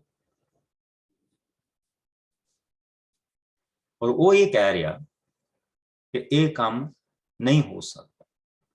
ਉਸਨੇ ਕਿਹਾ ਕਿ ਇਹ ਤਾਂ ਕੰਮ ਹੁਣ ਹੋਏਗਾ, ਪਰ ਤੂੰ ਨਹੀਂ ਖਾਏਗਾ। ਸੋ ਆਓ ਤੀਸਰੀ ਆਇਤ ਤੋਂ ਲੈ ਕੇ ਅਸੀਂ ਇਸ ਚੈਪਟਰ ਨੂੰ ਐਂਡ ਤੱਕ ਦੇਖਾਂਗੇ। ਅਰਾਮੀ ਸੈਨਾ ਦੀ ਵਾਪਸੀ। ਉੱਥੇ 4 ਕੋੜੀ ਨਗਰ ਤੋਂ ਬਾਹਰ ਰਹਿੰਦੇ ਸਨ। ਉਹ ਇੱਕ ਦੂਜੇ ਨੂੰ ਕਹਿਣ ਲੱਗੇ, ਅਸੀਂ ਕਿਉਂ ਇੱਥੇ ਸਾਮਰੀਆ ਦੇ ਫਾਟਕਾਂ ਤੋਂ ਬਾਹਰ ਭੁੱਖੇ ਮਰ ਰਹੇ ਹਾਂ। ਸ਼ਹਿਰ ਦੇ ਅੰਦਰ ਜਾਣ ਤੇ ਵੀ ਸਾਨੂੰ ਕੁਝ ਨਹੀਂ ਮਿਲੇਗਾ, ਸਗੋਂ ਅਸੀਂ ਉੱਥੇ ਵੀ ਭੁੱਖੇ ਮਰਾਂਗੇ ਤੇ ਇੱਥੇ ਬੈਠੇ ਵੀ। ਇਸ ਲਈ ਆਓ ਅਸੀਂ ਅਰਾਮੀ ਸੈਨਾ ਦੇ ਕੈਂਪ ਵੱਲ ਚੱਲੀਏ। ਦੇਖ ਤੋਂ ਦੇਖ ਉਹ ਸਾਨੂੰ ਮਾਰ ਹੀ ਦੇਣਗੇ, ਪਰ ਹੋ ਸਕਦਾ ਹੈ ਕਿ ਉਹ ਛੱਡ ਵੀ ਦੇਣ। ਸੋ ਜਦੋਂ ਹਨੇਰਾ ਹੋ ਗਿਆ ਤਾਂ ਉਹ ਚਾਰੇ ਪਾਸੇ ਅਰਾਮੀ ਕੈਂਪ ਵੱਲ ਚਲੇ ਗਏ। ਪਰ ਜਦੋਂ ਉੱਥੇ ਪਹੁੰਚੇ ਤਾਂ ਉਹਨਾਂ ਦੇਖਿਆ ਕਿ ਉੱਥੇ ਕੋਈ ਵੀ ਨਹੀਂ ਹੈ। ਪ੍ਰਭੂ ਨੇ ਅਰਾਮੀ ਸੈਨਾ ਨੂੰ ਬਹੁਤ ਵੱਡੀ ਸੈਨਾ ਅਰਥਾਤ ਘੋੜਿਆਂ ਤੇ ਰੱਥਾਂ ਦੀ ਆਵਾਜ਼ ਸੁਣਾਈ ਸੀ, ਤੇ ਅਰਾਮੀ ਸੈਨਾ ਨੇ ਸੋਚਿਆ ਕਿ ਇਜ਼ਰਾਈਲੀ ਰਾਜਾ ਨੇ ਹਿੱਤੀ ਤੇ ਮਿਸਰੀ ਰਾਜਿਆਂ ਨੂੰ ਉਹਨਾਂ ਦੇ ਵਿਰੁੱਧ ਪਹਾੜੇ ਉੱਤੇ ਇਕੱਠਾ ਕੀਤਾ ਹੈ। ਸੋ ਉਸ ਰਾਤ ਅਰਾਮੀ ਸੈਨਾ ਆਪਣਾ ਸਭ ਕੁਝ ਅਰਥਾਤ ਕੈਂਪ ਦੇ ਵਿੱਚ ਤੰਬੂ, ਘੋੜੇ, ਗਧੇ ਆਦਿ ਉੱਥੇ ਹੀ ਛੱਡ ਕੇ ਆਪਣੀਆਂ ਜਾਨਾਂ ਬਚਾਉਣ ਲਈ ਨੱਠ ਗਏ ਸਨ। ਜਦੋਂ ਚਾਰੇ ਕੋੜੀ ਅਰਾਮੀਆਂ ਦੇ ਕੈਂਪ ਵਿੱਚ ਗਏ ਅਤੇ ਇੱਕ ਤੰਬੂ ਵਿੱਚ ਖੂਬ ਖਾਦਾ ਪੀਤਾ। ਉਹਨਾਂ ਨੇ ਤੰਬੂ ਵਿਚਲੇ ਸਭ ਸੋਨਾ, ਚਾਂਦੀ ਤੇ ਕੱਪੜੇ ਚੁੱਕ ਕੇ ਬਾਹਰ ਲੁਕਾ ਲਏ। ਵਾਪਸ ਆ ਕੇ ਉਹ ਇੱਕ ਦੂਜੇ ਤੰਬੂ ਵਿੱਚ ਗਏ ਤੇ ਉਹਨਾਂ ਵਿਚਲੇ ਸਮਾਨ ਨਾਲ ਵੀ ਪਹਿਲੇ ਦੀ ਤਰ੍ਹਾਂ ਕੀਤਾ। ਪਰ ਫਿਰ ਪਿੱਛੋਂ ਉਹ ਇੱਕ ਦੂਜੇ ਨੂੰ ਕਹਿਣ ਲੱਗੇ, ਜੋ ਅਸੀਂ ਕਰ ਰਹੇ ਹਾਂ ਇਹ ਠੀਕ ਨਹੀਂ ਹੈ। ਅੱਜ ਦਾ ਦਿਨ ਤਾਂ ਸ਼ੁਭ ਸਮਾਚਾਰ ਦਾ ਹੈ। ਜੇਕਰ ਅਸੀਂ ਅਗਲੀ ਸਵੇਰ ਤੱਕ ਚੁੱਪ ਰਹਾਂਗੇ ਤਾਂ ਅਸੀਂ ਜ਼ਰੂਰ ਦੋਸ਼ੀ ਠਹਿਰਾਂਗੇ ਅਤੇ ਸਾਨੂੰ ਸਜ਼ਾ ਮਿਲੇਗੀ। ਸੋ ਆਓ ਅਸੀਂ ਤੁਰੰਤ ਜਾ ਕੇ ਰਾਜਾ ਦੇ ਅਧਿਕਾਰੀਆਂ ਨੂੰ ਇਹ ਸਮਾਚਾਰ ਦਈਏ। ਇਸ ਲਈ ਉਹ ਅਰਾਮੀ ਕੈਂਪ ਤੋਂ ਵਾਪਸ ਸਾਮਰੀਆ ਦੇ ਫਾਟਕ ਕੋਲ ਗਏ ਤੇ ਉਹਨਾਂ ਦੇ ਫਾਟਕ ਉੱਤੇ ਖੜੇ ਪਹਿਰੇਦਾਰਾਂ ਨੂੰ ਸੱਦ ਕੇ ਕਿਹਾ, ਅਸੀਂ ਅਰਾਮੀ ਸੈਨਾ ਦੇ ਕੈਂਪ ਵਿੱਚ ਗਏ ਸਾਂ, ਪਰ ਉੱਥੇ ਸਾਨੂੰ ਨਾ ਤਾਂ ਕਿਸੇ ਦੀ ਆਵਾਜ਼ ਸੁਣੀ ਤੇ ਨਾ ਹੀ ਉੱਥੇ ਅਸੀਂ ਕਿਸੇ ਨੂੰ ਦੇਖਿਆ ਹੈ। ਉਹਨਾਂ ਦੇ ਘੋੜੇ, ਗਧੇ ਕਿੱਲਿਆਂ ਨਾਲ ਬੰਨੇ ਹੋਏ ਹਨ ਤੇ ਤੰਬੂ ਵੀ ਉਸੇ ਤਰ੍ਹਾਂ ਲੱਗੇ ਹੋਏ ਹਨ ਜਿਸ ਤਰ੍ਹਾਂ ਅਰਾਮੀ ਉਹਨਾਂ ਨੂੰ ਛੱਡ ਕੇ ਚਲੇ ਗਏ ਹਨ। ਪਹਿਰੇਦਾਰਾਂ ਨੇ ਇਹ ਸਮਾਚਾਰ ਅੱਗੇ ਦਿੱਤਾ। ਫਿਰ ਇਹ ਰਾਜਾ ਦੇ ਮਹਿਲ ਵਿੱਚ ਵੀ ਪਹੁੰਚਾਇਆ ਗਿਆ। ਇਹ ਰਾਤ ਦਾ ਸਮਾਂ ਸੀ, ਪਰ ਰਾਜਾ ਫਿਰ ਵੀ ਬਿਸਤਰੇ ਤੋਂ ਉੱਠਿਆ। ਉਸਨੇ ਆਪਣੇ ਅਧਿਕਾਰੀਆਂ ਨੂੰ ਕਿਹਾ, ਅਸਲ ਵਿੱਚ ਇਹ ਅਰਾਮੀਆਂ ਦੀ ਸਾਡੇ ਵਿਰੁੱਧ ਵਿਉਂਤ ਹੈ। ਉਹਨਾਂ ਨੂੰ ਪਤਾ ਹੈ ਕਿ ਇੱਥੇ ਕਾਲ ਪਿਆ ਹੋਇਆ ਹੈ। ਇਸ ਲਈ ਉਹਨਾਂ ਸੋਚਿਆ ਹੈ ਕਿ ਜੇਕਰ ਉਹ ਕੈਂਪ ਖਾਲੀ ਛੱਡ ਕੇ ਕਿਤੇ ਲੁਕ ਜਾਣ ਤਾਂ ਇਜ਼ਰਾਈਲੀ ਕੈਂਪ ਲੁੱਟਣ ਆਉਣਗੇ। ਉਸ ਸਮੇਂ ਉਹ ਸਾਨੂੰ ਜਿਉਂਦਿਆਂ ਹੀ ਫੜ ਲੈਣਗੇ ਤੇ ਸਾਡੇ ਨਗਰ ਉੱਤੇ ਅਧਿਕਾਰ ਕਰ ਲੈਣਗੇ। ਪਰ ਇੱਕ ਅਧਿਕਾਰੀ ਨੇ ਸਲਾਹ ਦਿੱਤੀ, ਨਗਰ ਦੇ ਲੋਕ ਤਾਂ ਪਹਿਲਾਂ ਹੀ ਨਾਸ਼ ਹੋ ਚੁੱਕੇ ਦੇ ਬਰਾਬਰ ਹਨ, ਜਿਸ ਤਰ੍ਹਾਂ ਪਹਿਲੇ ਕੁਝ ਮਰ ਚੁੱਕੇ ਹਨ। ਇਸੇ ਲਈ ਸਾਨੂੰ ਬਾਕੀ ਬਚੇ 5 ਘੋੜਿਆਂ ਤੇ 5 ਆਦਮੀ ਅਰਾਮੀਆਂ ਦੇ ਕੈਂਪ ਵੱਲ ਘੱਲਣੇ ਚਾਹੀਦੇ ਹਨ। ਅਸੀਂ ਉੱਥੋਂ ਦਾ ਠੀਕ ਹਾਲ ਜਾਣੀਏ। ਸੋ ਉਹਨਾਂ ਨੇ ਕੁਝ ਆਦਮੀ ਚੁਣੇ ਤੇ ਰਾਜਾ ਨੇ 2 ਰੱਥਾਂ ਦੇ ਵਿੱਚ ਉਹਨਾਂ ਨੂੰ ਘੱਲਿਆ ਕਿ ਉਹ ਪਤਾ ਕਰਨ ਕਿ ਅਰਾਮੀ ਸੈਨਾ ਨਾਲ ਕੀ ਵਾਪਰਿਆ ਹੈ। ਉਹ ਆਦਮੀ ਕਾਫੀ ਦੂਰ ਤੱਕ ਅਰਥਾਤ ਜਰਦਨ ਦਰਿਆ ਤੱਕ ਗਏ ਤੇ ਉਹਨਾਂ ਦੇਖਿਆ ਕਿ ਰਾਹ ਦੇ ਨਾਲ ਅਰਾਮੀਆਂ ਦੇ ਬਹੁਤ ਸਾਰੇ ਕੱਪੜੇ ਤੇ ਸਮਾਨ ਪਿਆ ਹੈ, ਜੋ ਉਹਨਾਂ ਨੇ ਕਾਹਲੀ ਵਿੱਚ ਨੱਠਦਿਆਂ ਉੱਤੇ ਸੁੱਟ ਦਿੱਤਾ ਸੀ। ਸੋ ਉਹਨਾਂ ਵਾਪਸ ਆ ਕੇ ਸਭ ਕੁਝ ਰਾਜਾ ਨੂੰ ਦੱਸਿਆ। ਤਰ ਸਾਮਰੀਆ ਦੇ ਲੋਕਾਂ ਨੇ ਜਾ ਕੇ ਅਰਾਮੀ ਕੈਂਪ ਨੂੰ ਲੁੱਟ ਲਿਆ ਅਤੇ ਪ੍ਰਭੂ ਦੇ ਬਚਨ ਅਨੁਸਾਰ ਉਸ ਦਿਨ 3 ਕਿਲੋ ਚੰਗੀ ਕਣਕ ਜਾਂ 6 ਕਿਲੋ ਜੌਂ ਚਾਂਦੀ ਦੇ ਇੱਕ ਸਿੱਕੇ ਦੇ ਵਿਕਣ ਲੱਗੇ। ਉਸ ਦਿਨ ਇਜ਼ਰਾਈਲ ਦੇ ਰਾਜਾ ਨੇ ਆਪਣੇ ਉਸ ਅਧਿਕਾਰੀ ਨੂੰ ਨਗਰ ਦੀ ਸੁਰੱਖਿਆ ਦਾ ਭਾਰ ਸੌਂਪਿਆ ਸੀ, ਜੋ ਉਸ ਦੇ ਨਾਲ ਅਲੀਸ਼ਾ ਕੋਲ ਗਿਆ ਸੀ। ਉਹ ਅਧਿਕਾਰੀ ਅਲੀਸ਼ਾ ਦੇ ਗੰਮੀ ਵਾਕ ਅਨੁਸਾਰ ਲੋਕਾਂ ਦੇ ਪੈਰਾਂ ਹੇਠਾਂ ਕੇ ਮਿੱਟਿਆ ਗਿਆ ਅਤੇ ਮਰ ਗਿਆ। ਅਲੀਸ਼ਾ ਨੇ ਰਾਜਾ ਨੂੰ ਪਹਿਲਾਂ ਹੀ ਦੱਸ ਦਿੱਤਾ ਸੀ, ਅਗਲੀ ਸਵੇਰ ਤੱਕ ਸਾਮਰੀਆ ਵਿੱਚ 3 ਕਿਲੋ ਚੰਗੀ ਕਣਕ ਜਾਂ 6 ਕਿਲੋ ਜੌਂ ਇੱਕ ਚਾਂਦੀ ਦੇ ਸਿੱਕੇ ਦੇ ਵਿਕਣਗੇ। ਨਵੀ ਦੇ ਇਸ ਗੰਮੀ ਵਾਕ ਦਾ ਉੱਤਰ ਉਸ ਅਧਿਕਾਰੀ ਨੇ ਦਿੱਤਾ ਸੀ, ਇਹ ਹੋਣਾ ਸੰਭਵ ਨਹੀਂ। ਬੇਸ਼ੱਕ ਪ੍ਰਭੂ ਆਪ ਵੀ ਇਹਨਾਂ ਚੀਜ਼ਾਂ ਦਾ ਮੀਂਹ ਸਵਰਗ ਤੋਂ ਕਿਉਂ ਨਾ ਵਰਾਵੇ। ਤਦ ਅਲੀਸ਼ਾ ਨੇ ਉਸ ਨੂੰ ਉੱਤਰ ਦਿੱਤਾ, ਤੂੰ ਇਹ ਸਭ ਹੁੰਦਾ ਦੇਖੇਗਾ ਤਾਂ ਸਹੀ, ਪਰ ਆਪ ਇਸ ਭੋਜਨ ਨੂੰ ਖਾ ਨਹੀਂ ਸਕੇਗਾ। ਸੋ ਉਸ ਅਧਿਕਾਰੀ ਨਾਲ ਇਹ ਹੀ ਠੀਕ ਹੋਇਆ। ਉਹ ਨਗਰ ਦੇ ਫਾਟਕ ਵਿੱਚ ਲੋਕਾਂ ਦੇ ਪੈਰਾਂ ਹੇਠ ਆ ਕੇ ਮਰ ਗਿਆ। ਸੋ ਅਸੀਂ ਇਹ ਸਾਰੇ ਮਿਰੇਕਲ ਦੇਖਦੇ ਪਏ ਜੋ ਪ੍ਰਭੂ ਅਲੀਸ਼ਾ ਦੇ ਰਾਹੀਂ ਕਰਦਾ ਪਿਆ। ਸੋ ਉਹ ਘੋੜਿਆਂ ਦੀ ਆਵਾਜ਼ ਕਿਹੜੀ ਸੀ ਜਿਹੜੀ ਉਹਨਾਂ ਨੇ ਸੁਣੀ ਸੀ? ਉਹੀ ਅੱਗ ਦੇ ਘੋੜੇ, ਉਹੀ ਰੱਥ ਜਿਹੜੇ ਅਲੀਸ਼ਾ ਨੇ ਆਪਣੇ ਨੌਕਰ ਨੂੰ ਕਿਹਾ ਸੀ। ਮੈਂ ਇਸ ਕਰਕੇ ਉਹਨੂੰ ਉੱਥੇ ਐਕਸਪਲੇਨ ਨਹੀਂ ਸੀ ਕੀਤਾ ਕਿ ਉਹੀ ਘੋੜੇ ਜਿਹੜੇ ਪਹਿਲਾਂ ਪ੍ਰਭੂ ਨੇ, ਉਸਨੇ ਅਲੀਸ਼ਾ ਨੇ ਕਿਹਾ ਸੀ ਕਿ ਪ੍ਰਭੂ ਮੇਰੇ ਨੌਕਰ ਦੀਆਂ ਅੱਖਾਂ ਖੋਲ ਕੇ ਦੇਖ ਸਕੇ, ਜੋ ਉਸਨੇ ਉਸਦੇ ਉਹਨਾਂ ਦੇ ਆਲੇ ਦੁਆਲੇ ਲਾਏ ਹੋ ਸੀਗੇ। ਉਹਨਾਂ ਹੀ ਘੋੜਿਆਂ ਦੀ ਆਵਾਜ਼ ਉਹਨਾਂ ਨੂੰ ਸੁਣਾਈ ਦਿੱਤੀ, ਉਹਨਾਂ ਹੀ ਰੱਥਾਂ ਦੀ ਆਵਾਜ਼ ਉਹਨਾਂ ਨੂੰ ਸੁਣਾਈ ਦਿੱਤੀ ਕਿ ਜਿਸ ਤਰ੍ਹਾਂ ਉਹਨਾਂ ਤੇ ਚੜ੍ਹਾਈ ਕੀਤੀ ਜਾ ਰਹੀ ਹੈ।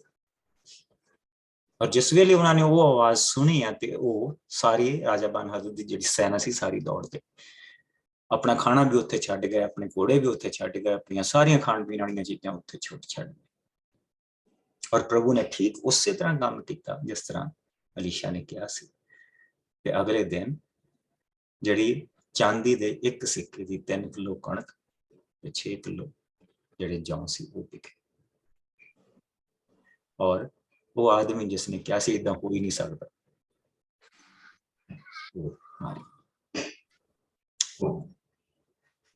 ਦੇਖੋ ਇੱਕ ਐਸੀ ਕੌਮ ਦੇ ਲਈ ਪ੍ਰਭੂ ਏਦਾਂ ਦੇ ਵੱਡੇ ਵੱਡੇ ਕੰਮ ਕਰਦਾ ਪਿਆ ਜਿਹੜੇ ਬਾਰ-ਬਾਰ ਪ੍ਰਭੂ ਦੇ ਦਿਲ ਨੂੰ ਤੋੜਦੇ ਪਏ, ਜਿਹੜੇ ਬਾਰ-ਬਾਰ ਪ੍ਰਭੂ ਦੇ ਦਿਲ ਨੂੰ ਤੋੜਦੇ ਪਏ। ਔਰ ਪ੍ਰਭੂ ਦਾ ਦੂਸਰਾ ਸ਼ੁਕਰ ਇਹ ਕਰਨਾ ਚਾਹੀਦਾ ਕਿ ਸਾਨੂੰ ਉਸਨੇ ਆਪਣਾ ਵਿਸ਼ਵਾਸ ਦਿੱਤਾ। ਔਰ ਸਾਨੂੰ ਵੀ ਇਸ ਤਰ੍ਹਾਂ ਹਮੇਸ਼ਾ ਆਪਣੇ ਭੈਣਾਂ ਭਰਾਵਾਂ ਦੇ ਨਾਲ ਚੱਲਣਾ ਚਾਹੀਦਾ।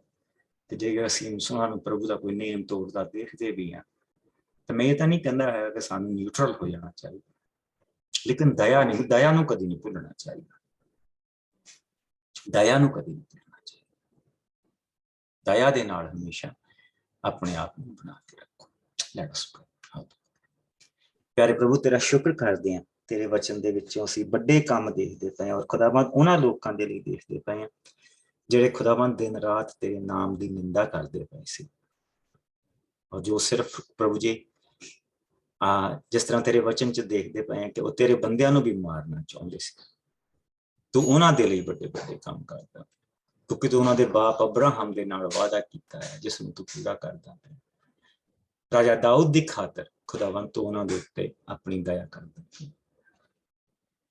ਪਿਆਰੇ ਪ੍ਰਭੂ ਤੇਰਾ ਅਸੀਂ ਸ਼ੁਕਰ ਕਰਦੇ ਪਏ, ਸ਼ੁਕਰ ਕਰਦੇ ਹਾਂ ਪ੍ਰਭੂ ਜੀ ਕਿ ਪ੍ਰਭੂ ਯਿਸੂ ਮਸੀਹ ਦੀ ਖਾਤਰ ਤੂੰ ਇਸੇ ਤਰ੍ਹਾਂ ਸਾਡੇ ਨਾਲ ਬਣੇ, ਇਸੇ ਤਰ੍ਹਾਂ ਇਹ ਫੌਜ ਖੁਦਾਵੰਦ ਤੇਰੀ ਸਾਡੇ ਨਾਲ ਜੋ ਸਾਡਾ ਬਚਾਅ ਕਰਦੇ, ਤੇਰਾ ਤੰਦਰੁਸਤੀ ਵਾਲਾ ਹੱਥ ਸਾਡੇ ਨਾਲ, ਤੇਰੀ ਬਰਕਤ ਵਾਲਾ ਹੱਥ ਸਾਡੇ ਨਾਲ, ਬੁਰੇ ਔਰ ਬੁਰਾਈ ਤੋਂ ਸਾਨੂੰ ਬਚਾ ਕੇ ਰੱਖਣਾ, ਆਪਣੀ ਨਜ਼ਦੀਕੀ ਚ ਬਣਾ ਕੇ ਰੱਖਣਾ ਪ੍ਰਭੂ ਯਿਸੂ ਮਸੀਹ ਦੇ ਮਿੱਠੇ ਔਰ ਪਿਆਰੇ ਨਾਮ ਚ। ਔਰ ਸਾਰੇ ਭੈਣ ਭਰਾ ਬਲੈਸ ਯੂ, ਖੁਦਾਵੰਦ ਤੁਹਾਨੂੰ ਬਰਕਤ ਦੇ ਔਰ ਤੁਹਾਡੇ ਸਭ ਦੇ ਨਾਲ ਬਣਿਆ ਰਹੇ। ਬ੍ਰਦਰ ਜੀ ਮੈਂ ਜਿੱਦਾਂ ਪ੍ਰਭੂ ਦਾ ਸ਼ੁਕਰ ਕਰਦੀ ਹਾਂ ਵੀ ਅੰਪੀ ਦਾ ਵਿਆਹ ਸਾਰਾ ਕੁਝ ਠੀਕ ਠਾਕ ਹੋ ਗਿਆ ਤੇ ਉਹ ਤੋਂ ਪਹਿਲਾਂ 2 ਹਫ਼ਤੇ ਪਹਿਲਾਂ ਮੇਰੀ ਮੰਮੀ ਜਿਆਦਾ ਸਿੱਕ ਹੋ ਗਈ ਸੀ, ਸਾਹ ਬੰਦ ਹੋ ਗਿਆ ਸੀਗਾ।